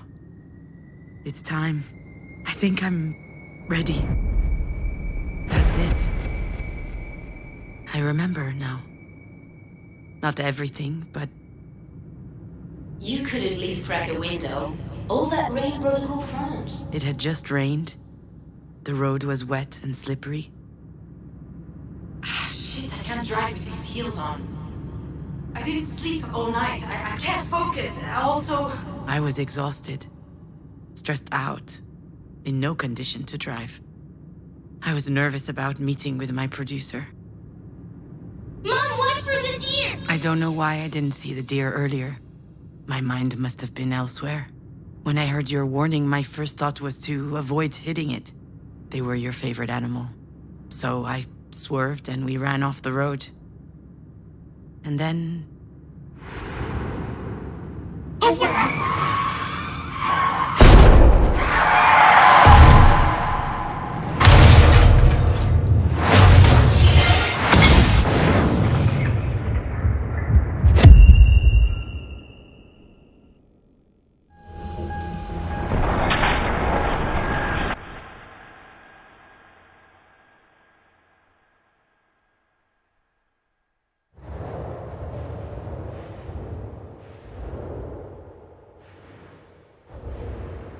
What are you doing, my little fawn? Playing with Grandma's dollhouse. What game? I'm playing you when you weren't a mom yet. Can I play? I'll be Alex. Hey, cutie. You come here often? Hi, do you want a baby? Oh, this is moving a bit fast. What the heck? Let's make the best little girl on Earth. Of course she'll be the best. How do you know? Well, I'm the one making her in my belly, so... Talking to you was intoxicating. Every time you opened your mouth, I was expecting the unexpected. I loved the way that your little brain continually managed to make sense of the world. But that day, the most astonishing thing was your assurance. How on earth did you have so much trust in me?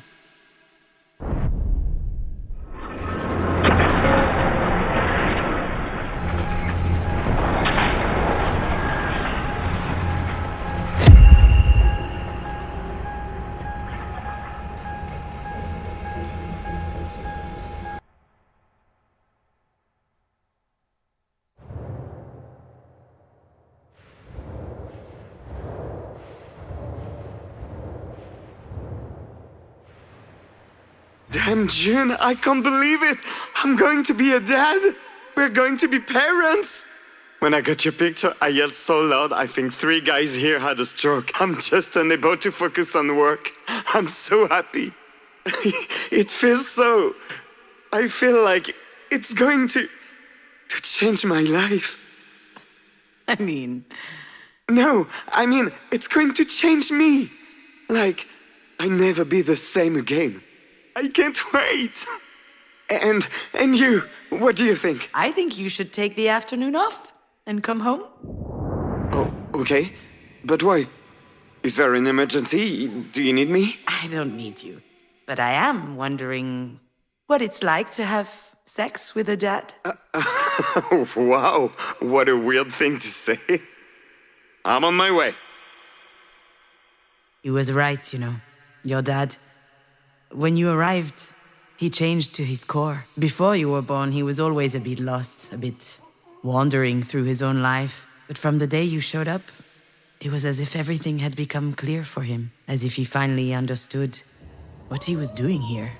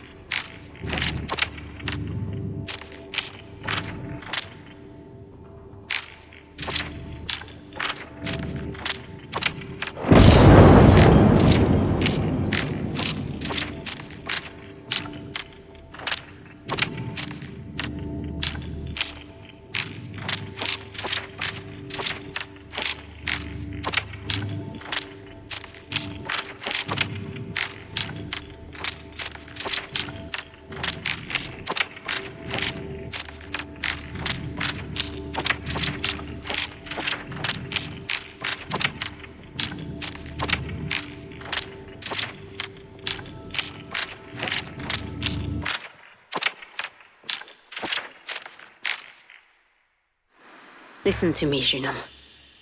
You and Alex brought an extraordinary little girl into this world. Astrid was our sunshine. She gave us all a lot of light all through her tiny life. You were able to make such a being because you have it in you. The sun.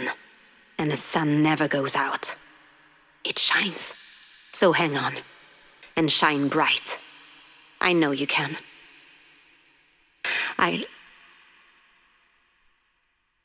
I'm proud of you.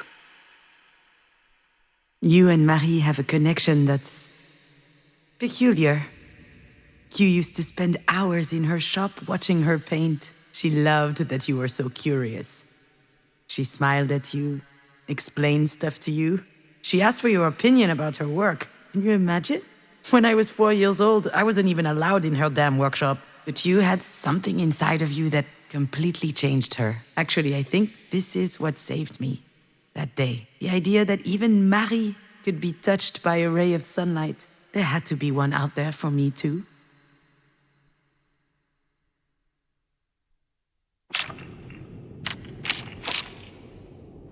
It might be the right time for me to admit it, my little fawn. You don't have magical powers. You never had any. You didn't put us under a spell. Not Marie, nor your dad or I. It's easy to hide behind the fact that your being there made everything else possible. And to convince ourselves that your not being there is forever locking us out of being happy. But that's not true. The seeds that allowed us to change were always inside of us. Sure, they were buried deeply, but they couldn't wait to grow. And you were simply an incredible, a wonderful beam of sunlight.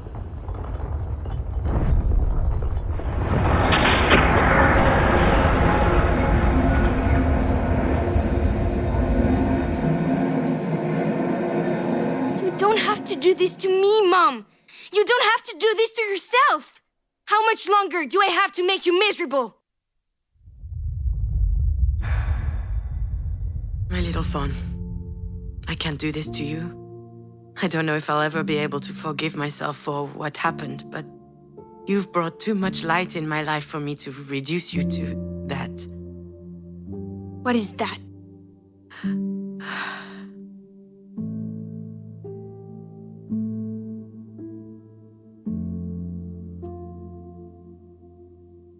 Mom, what do you mean by that?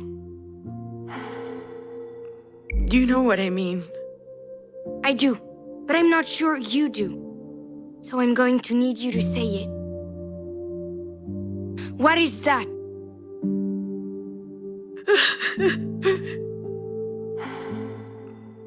The accident. It was an accident. Yes, it was an accident, Mom. I lived a life full of joy and laughter and vibrating plastic lightsabers. You shouldn't ever have found that. And it wasn't a lightsaber. You think I don't know that? I lived a great life full of love.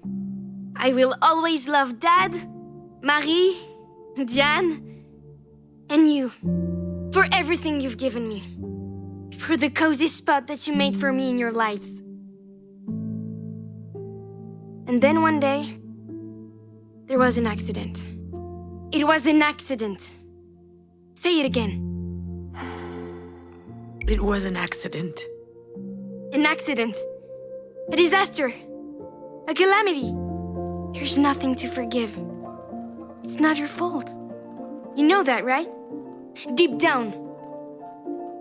Do I? Then why do I feel all this guilt? Yeah, that's another mystery. You're angry.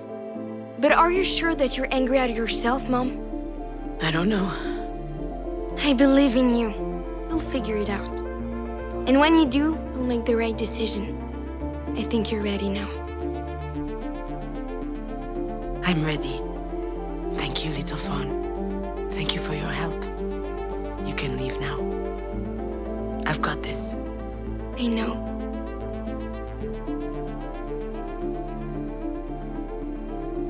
I love you very much, Mom.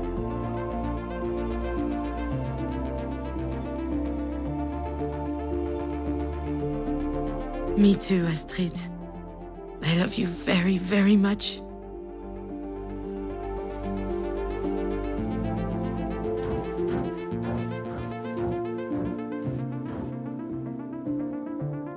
I know you'll always be with me. I can feel you are here, and it gives me strength. And I'm going to need a lot of that if I'm going to go in there. But Marie needs me, and we have a lot to talk about.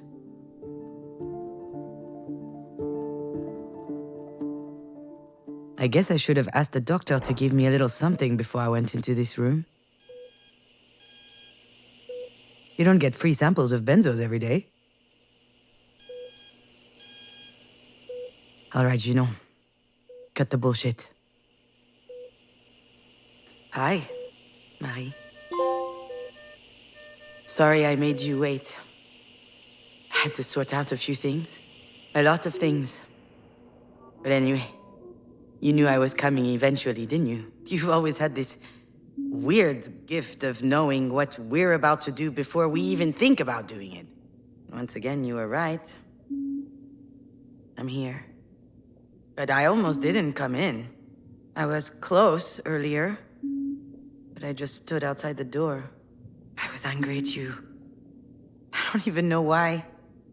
I mean, you're not exactly the warmest mother in the world. Still, why are things so complicated between us? Why do I always feel so threatened when I'm around you? Come on. A crucifix? You?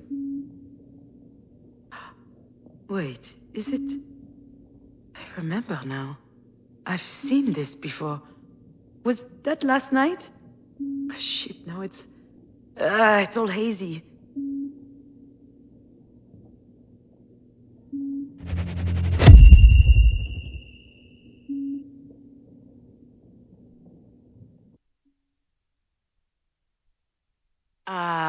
Hold on.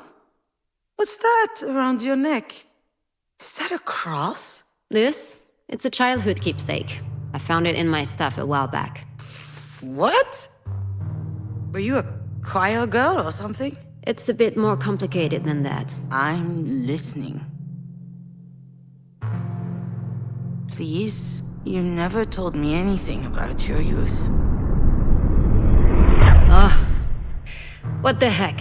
After all, why not? That might do me good. And I owe you that.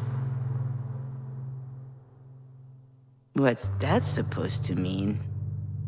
Nothing. Just shut your mouth, pour me a glass of wine, and listen.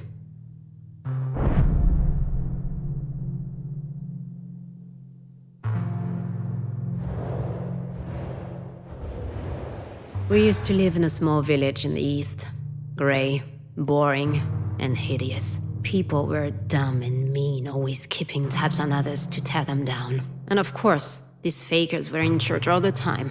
I spent years in that cesspool, never asking questions. When I was 14, let me tell you, Jesus was my best friend. I would tell him about everything I did wrong in my head. And let me tell you, I was a terrible kid. Nosy, ill-behaved, always running around.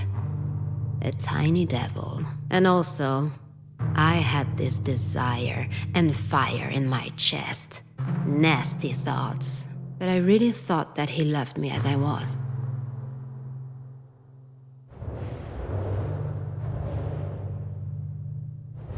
Back then, I had 3 sources of comfort. Jesus, books, and drawing. So I spent an insane amount of time sketching in the neighborhood churches. It was a disease. Everything I laid eyes on had to end up on a sheet of paper. At least then, people left me alone.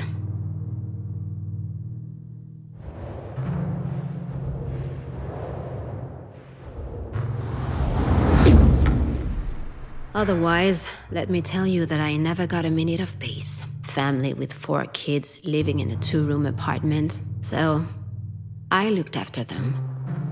Washing them. Doing their homework. I was the oldest. 7 years ahead of my oldest brother. Those little ones were like my own kids. My mother had too much work. At least, while I was taking care of them, I didn't have those weird desires.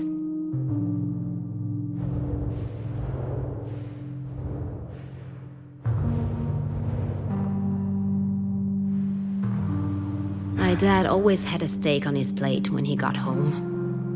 Every night. My mother used to say that he deserved it, working his ass off at the mill for us. But one night, I was still awake when he came home. He was completely shit-faced. He was living in a fallen world. The steel industry was his life, but his life had no tomorrow. So he drank. That night he looked at me weird. I didn't understand. I felt guilty.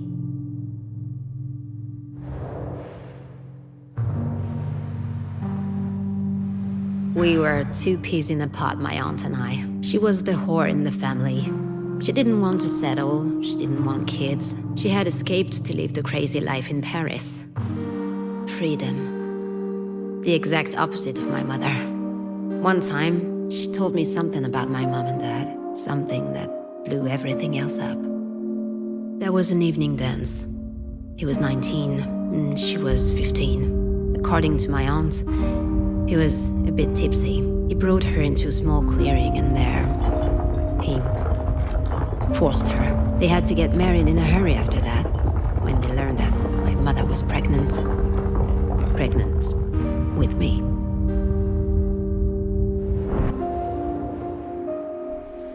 My mother always worked her butt off. She would work one factory job after the other, then clean up rich folks' homes. I used to think she was the bravest person in the world. And the strongest. Of course, she had her own temper.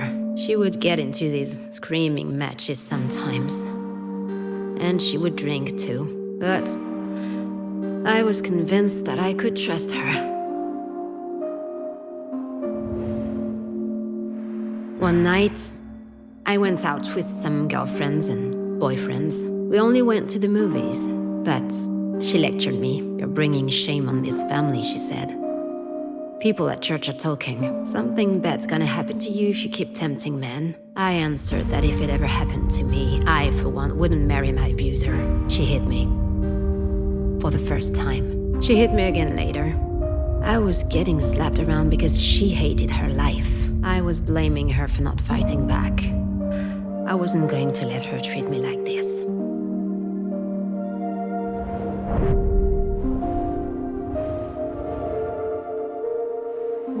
The day after, it felt like a spell was broken. The church stank. The sculptures were ugly. And the male-dominated Jesus stuff made me sick. You don't love me, I whispered to him. Bastard. At that very moment, and that, let me tell you, that's something I'll never forget. The Christ started to bleed.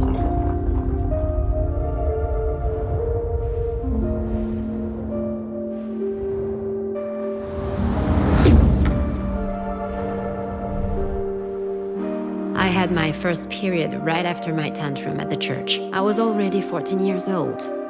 Pretty late. But then, my body started to develop.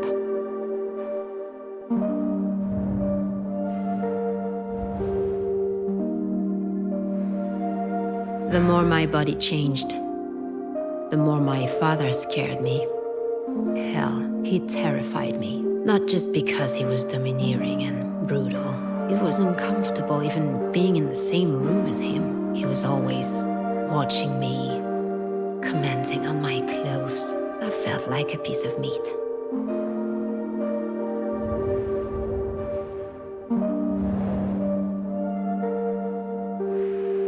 The last time she raised her hand to me, she hit me so hard. My nose started bleeding. We were having another fight about one of my outings. By that time, I was going out for real, just to spite her. You know me. She called me a harlot. So, I bit back. At least I'm not gonna stick with the first guy who knocks me up. I didn't have time to finish saying it. Whack! She slapped the shit out of me, and she spit out. If it were up to me, you're the one I would have dumped. It's stupid. But that struck me right in the gut. And that's when it came up, boiling. The rage. I tasted blood in my throat. I couldn't think straight. My ears started ringing. I felt a jolt running through my body. Then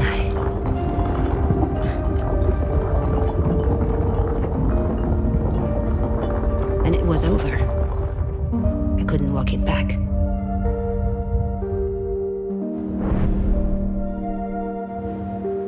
This cross is the only thing I have left from her, you know? I took it when I left home that very night. I stole it from her. I don't know why I took it. I used to do that a lot back then, steal stuff, but I'm happy I did it. It gives me a chance to think about her, to remember, never to be like her.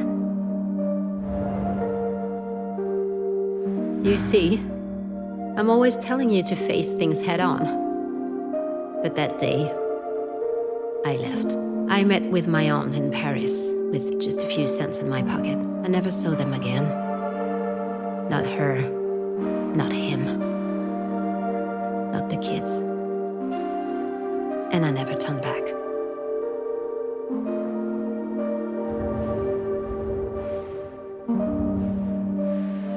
You hear, Miss Kivas? Shit, don't tell me you fell asleep. What a disaster. You really can't handle your booze. Don't worry, daughter. I will still be there tomorrow, and the next day too. There to tell you again what you already know. People are ugly, let me tell you. They're dangerous, all of them. That's just the way things are. It's inside them. The evil is, we need to defend ourselves. Stay vigilant. That's how I got out of it. Diane gets it, I think. But you, darling, you're too weak. You want to trust people. You want to have faith, but I told you many times. You can't trust anyone. Ever. You don't need me to tell you that. Life's unfair. That's just how it is.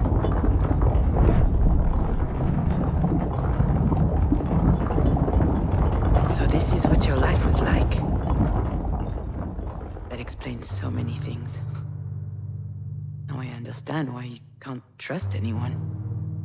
Why you don't let anyone love you. Anytime I think about how it must have been for you, it's increasingly obvious. How lucky I was to have Astrid. Every second of my life I spent with her was filled with happiness. You never got to have that. Not as a daughter. Nor as a mother. But how could I forget what you told me last night? I mean, I wasn't all there. Too little sleep and too much wine. But for the first time in your life, you open up a little and I nod off? It's absurd. As if I didn't want to hear it. Was it that I was angry that you waited so long before telling me? Or was it something else? Something I didn't want to look in the face until now?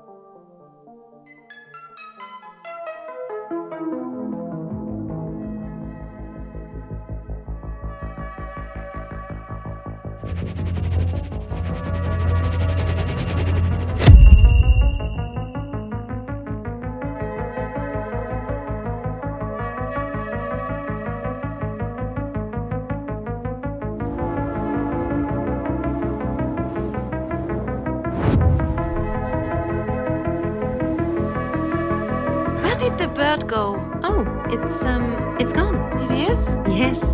Early this morning, I opened the windows to let in some fresh air. It jumped on the edge of its box, looked at me, and then it flew away. Oh.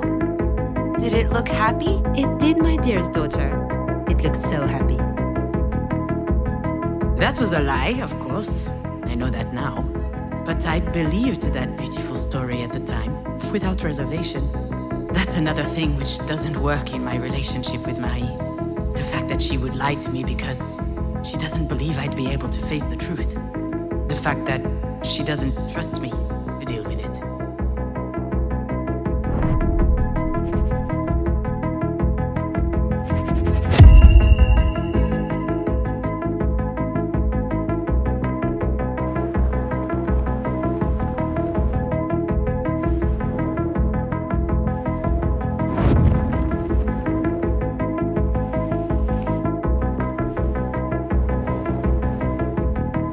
Paintings are magnificent. But how do you do it? Oh, well, that's hard to put into words. Usually I have a theme in my head, a topic I'm obsessed with, and all of a sudden, everything becomes clear. The shapes, the colors, they fight their way through my brain. Kinda like visions. And then I simply must paint. I can't control it. In fact, if I didn't paint in that moment, I could flip, do crazy things. While Diane and I were dancing, I could hear Marie doing her spiel for Sasha. I'd heard it 100 times. The visions, what she called her mystical experience. A whole lot of crap. 10 minutes later, I set the kitchen on fire, blinded by the urgency, as if my body was overriding my brain. Just goes to show you. As much as I hate it, she might have been telling the truth about her process. I guess I work like that too.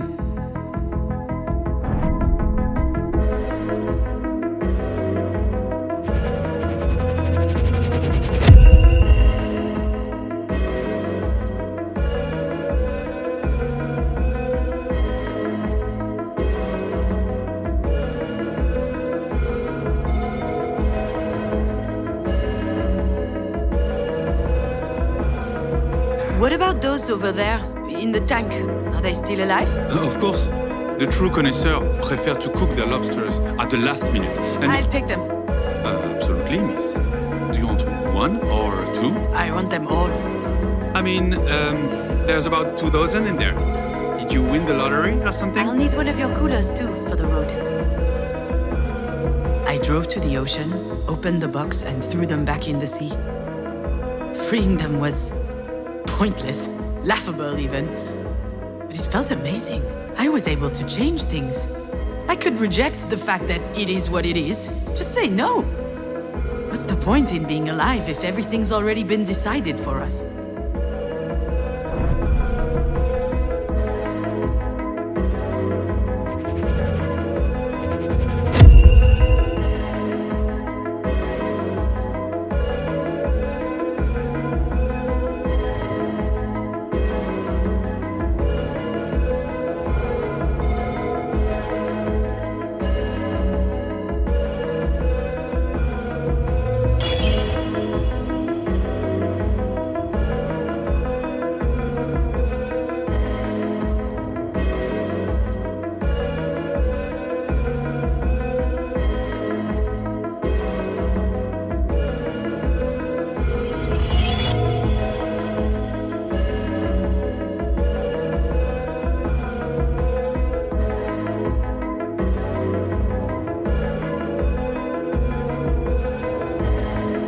And so, you're working for Marie now? It's not like that, Alex. Like what? I don't know. Like, I don't know what I'm doing. Like, I left you to run back to my overbearing mother's clutches. No, you're wrong. That's not it. I'm well aware that you don't need your mother. She's the one who needs you.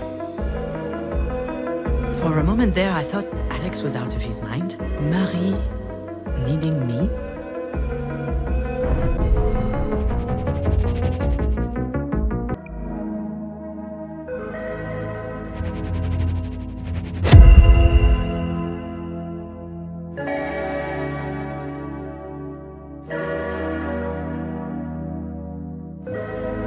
I can't believe how much Astrid loved that house.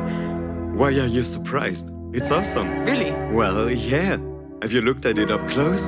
There's all these little intricate details. You can open the doors, move the furniture, turn on the lights. Marie must have spent a lot of time on it. I don't know. I think it's an awesome present. When Alex said that, I was reminded about my mobile. Just like the house, it was magnificent, intricate, exquisite. I believe that's why I kept it in my room for so long, hanging above my bed. These two presents were the two singular proofs that Marie cared for us. That was her way of saying she loves us.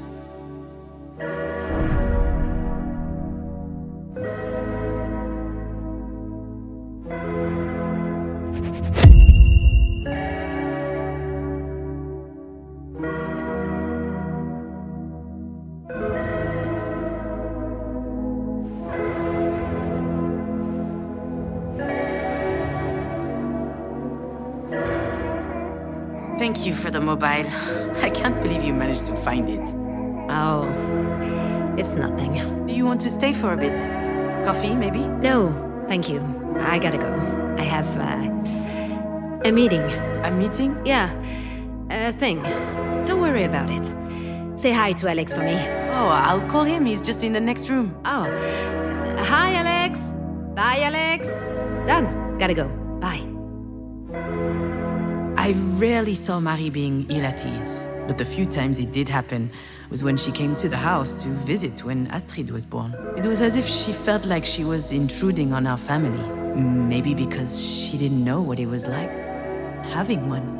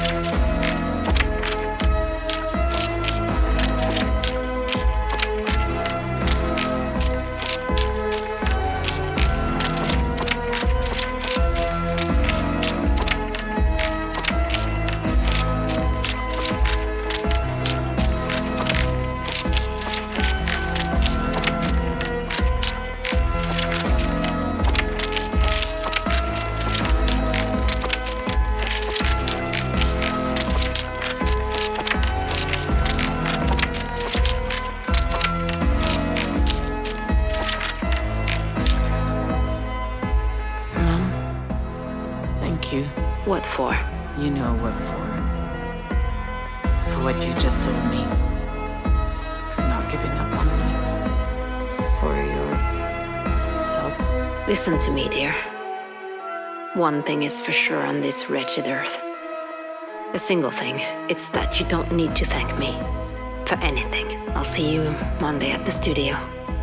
I found that really weird at the time, this whole exchange. First of all, Marie saying beautiful things, sounding more loving than ever before. But on top of that, her almost scolding me for thanking her, as if extraordinary circumstances had forced her out of her self-imposed duty to bully me, and that she was having a hard time coming to terms with it.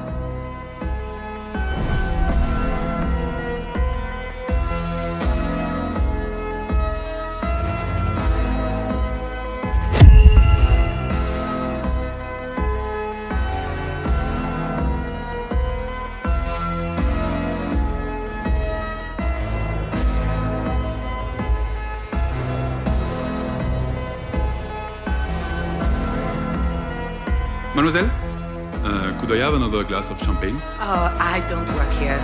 I'm Marie Demange's assistant, also her daughter. Her daughter? Remarkable. But you don't look anything like her. Do you paint as well? No, I don't. I'm more of a... Of course you don't. Why would you, with such a talented mother around? I've never felt like I'm competing with Marie. My love for the movies, my penchant for writing, I did it all for myself, without thinking about her. But perhaps she was actually feeling threatened, as if the creative process was uniquely hers, her exclusive domain.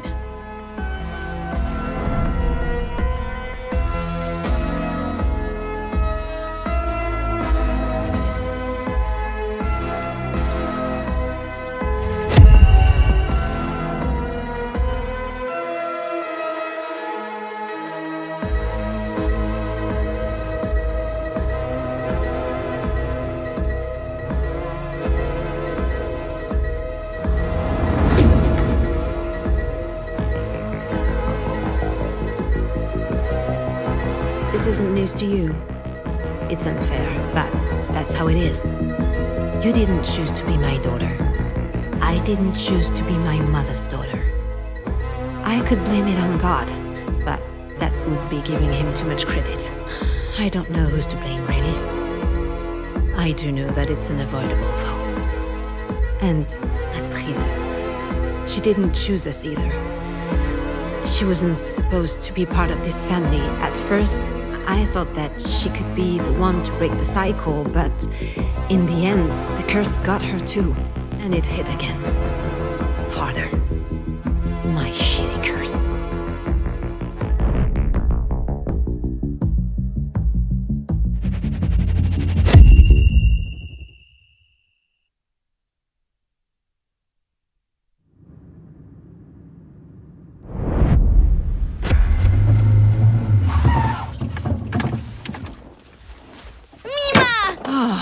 It's stifling hot in there. Yeah, sorry, AC's broke. Get in, we're running late.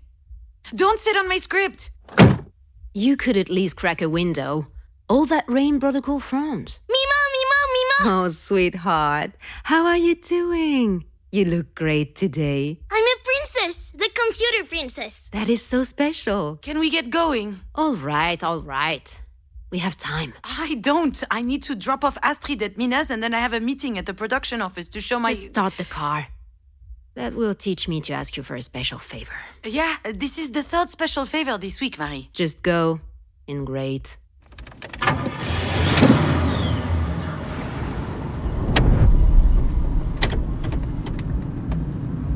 Shit, I can't drive with these heels on. Why are you even wearing these things?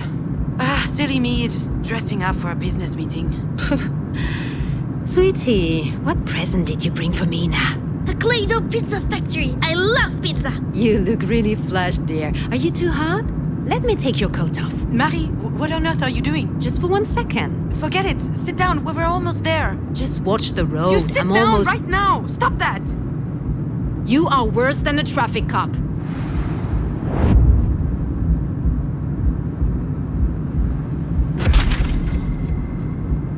watch it, my script! You're still writing for this garbage? Damn, Scavis.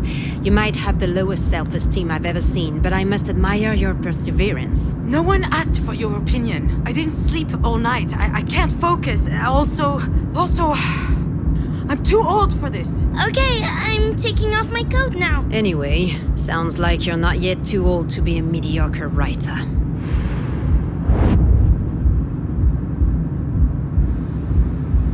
Marie, please. This is too much praise. I have to prod you some way or another. You are so incredibly lazy. And they keep coming. All these flowers. Really, I can't. Nothing ever comes easy to women in this industry. I had to build it all myself. No one was there to help me. I slept 4 hours a night when you were born. I worked all the time to provide for your needs. Oh, you really gave me everything, Marie, except perhaps self-esteem. Oh, and a father. You're not making sense, June. You and your sister would be nothing without me, and you know it. You're both churlish and fearful. I gave you everything, and you're just squandering it all to write soap operas. Maybe you'd be a better writer if you had to toil a little bit more. Who knows? Mom, I need help with the thingy. What's that, my little phone? Sure, just change the subject. I am not changing the subject. We weren't talking. What am I supposed to say when you get mad like this? I get mad because I believe in you. Stop yelling! We're not yelling, sweetheart. Anyway, this little one is only one thing you've done well. Speaking of which, if we could But avoid... if you're mishandling her the way you fucked up your career, that's concerning. Children are delicate. They need protection. You can put even the best child in a shitty family, they're gonna blow up. Wait, why are you even saying that? What are you talking about exactly? I made some mistakes with you two, it's true. We turned out okay in the end, didn't we? Whatever you think. You don't get it. There's something hanging above our heads. All of our heads. Something that's about to fall on our heads if we're not careful. It's been there forever, passed from one woman onto the next in our family, like a disease. Are you sick, Mimo? No, sweetie, she's not sick. This is grown-up talk. You're right, June. Love. Love of self. It's true, I don't think I taught you that. But I think that's because no one taught me either.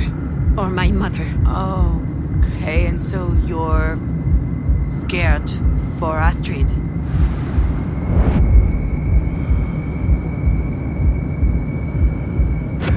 Hold on.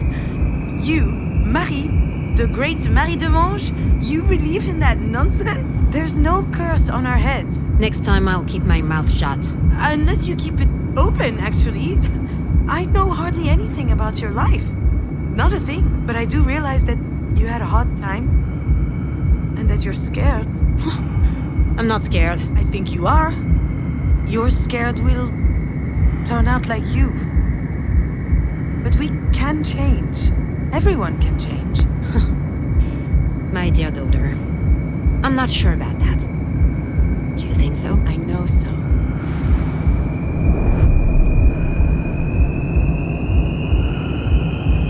And that's all thanks to you. You taught us that in your own twisted, painful way, but still. I did what I could. And in the end, you did give us the means to change things. You've taught us how we could blow off the entire world and do whatever we wanted. That's your way of showing love, don't you think? Love isn't my thing. Oh, Mom, come on. You love me and I know it, in spite of your best efforts to hide it.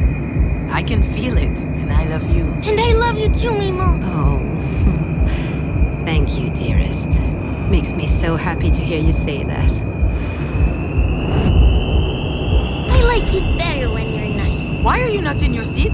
What are you doing standing up? Marie, why is Astrid completely unlatched? She was sweating. I just took off her sweater.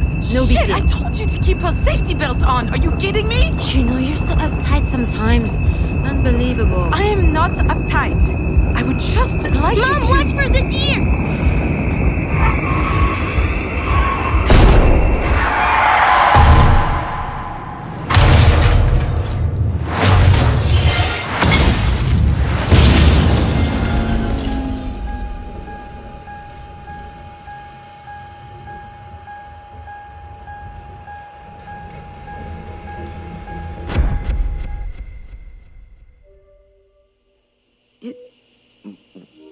was you? You knew, didn't you? The fight, the unlatched safety belt.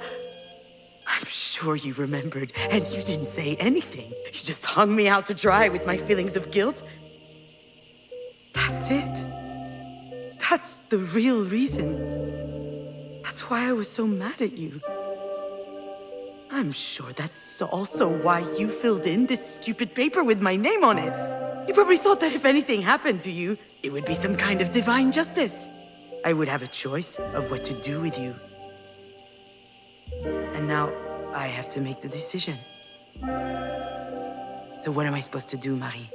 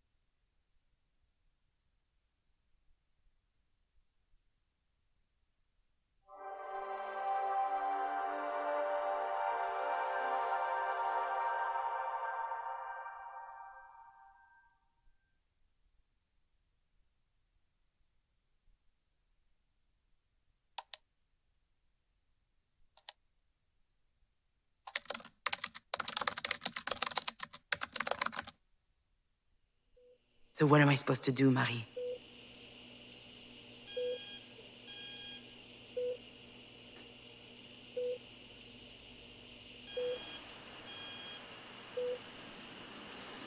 Why would I make my peace with you?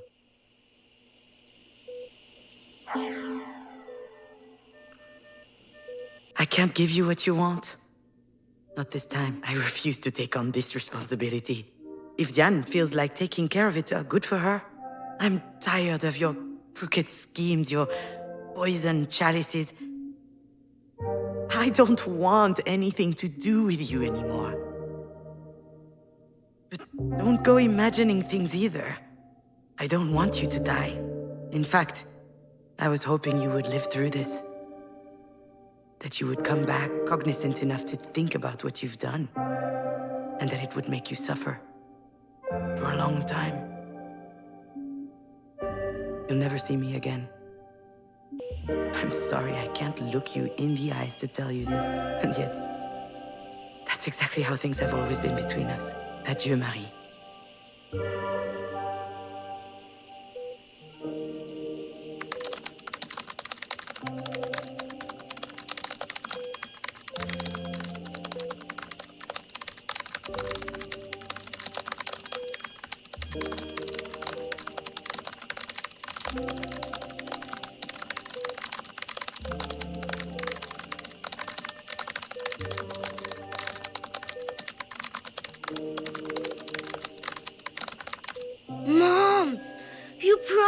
should go to the park.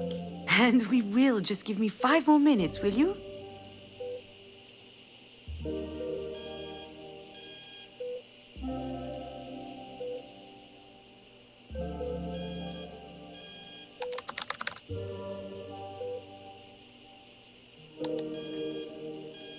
Mom!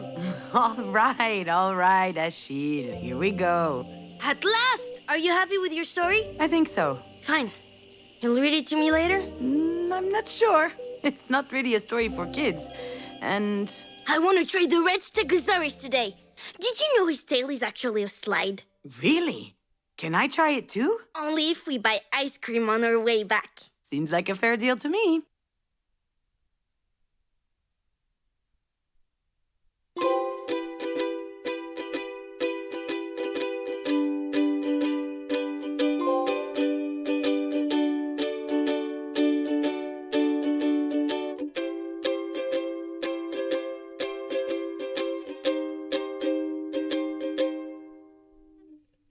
Gone are the times when I fell into my bed like a rock with no need to grind, no weed.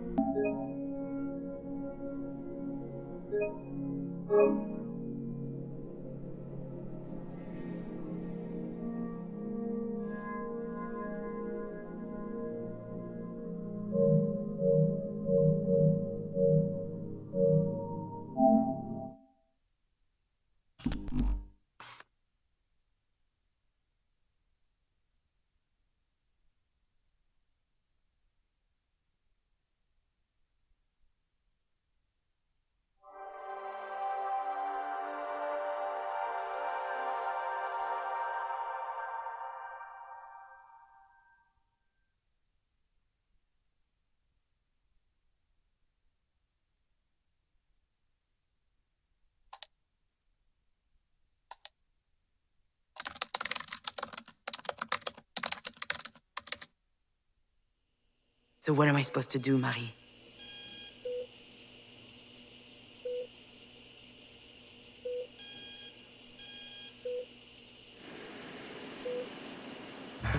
Could agree to play by your rules.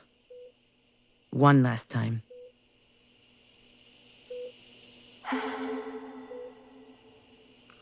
Very well, Marie.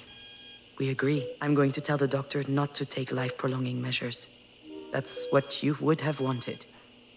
But just so you know, I'm not doing this for you. I'm doing this for Diane. She loves you, you know? She doesn't want you to die. But I don't want you to begrudge her for still being alive. I'm doing this for myself as well. Because I hate you. I hate you for what you did to Astrid. I hate you for my years of defenselessness and anger. And I think I'll never be able to not hate you. I actually understand your fear of not being completely there. I understand it because that's how I've always lived. It's horrible. And it stops today.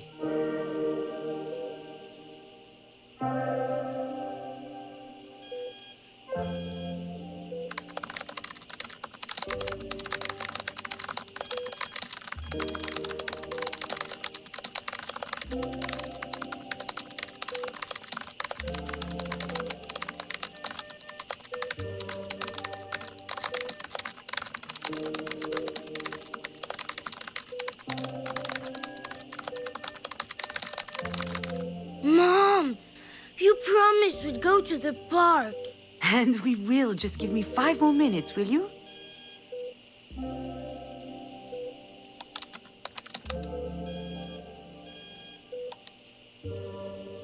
Mom! All right, Achille. Here we go. At last! Are you happy with your story? I think so. Fine. You'll read it to me later? I'm not sure. It's not really a story for kids.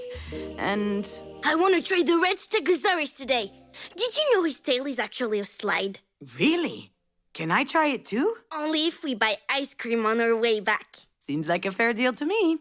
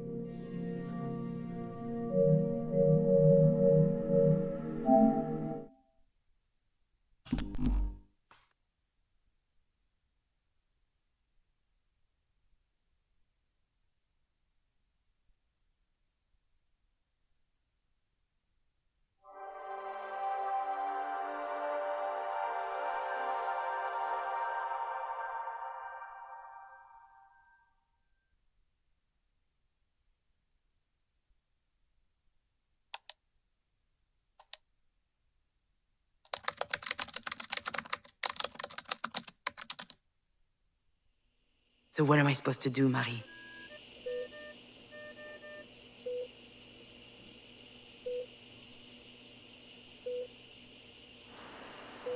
Maybe we could invent something else. We deserve that.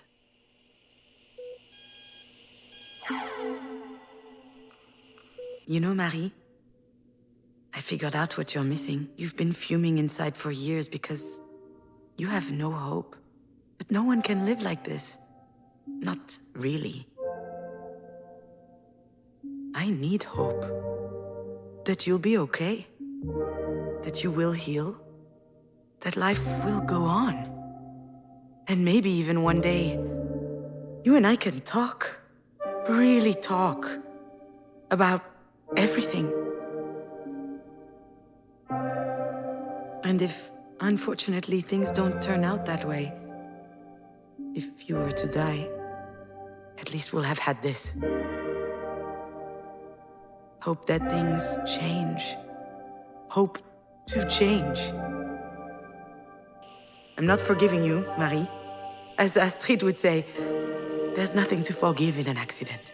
The only one I want to forgive is myself. I forgive myself for my failures, for not believing in myself for so long. I'm sorry I had such a hard time realizing how strong I am, in my own way. I have the strength to live. I even have the strength to help you live if it comes to that.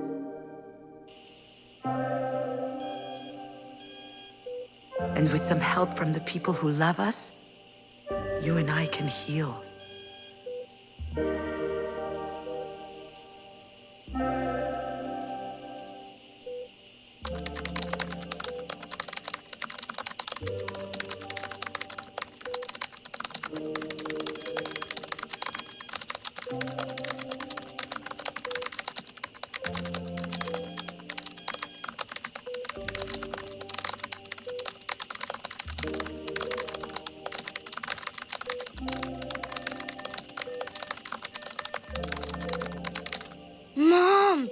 You promised we'd go to the park. And we will. Just give me 5 more minutes, will you?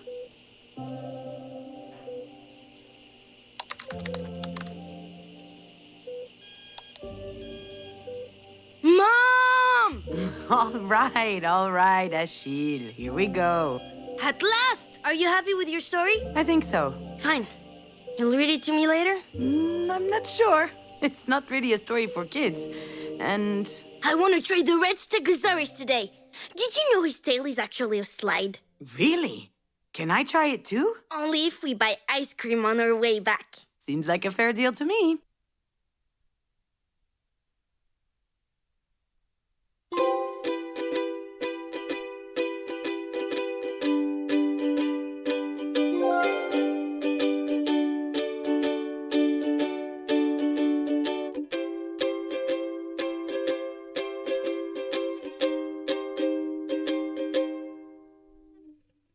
Gone are the times when I fell into my bed like a rock with no need to grind, no weed. I just had to close my eyelids into oblivion until next morning. But then came the day, came the night when I had this dream of you like a rock. You felt so very warm as I held you in my arms. It even woke me up, bursting in love. How could I pretend to even go to sleep like a rock when I know you are there? As I feel I can sparkle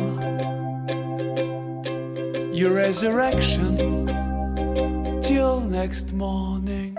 Should I dream of you? Could I dream of you? Would I dream of you? Would I?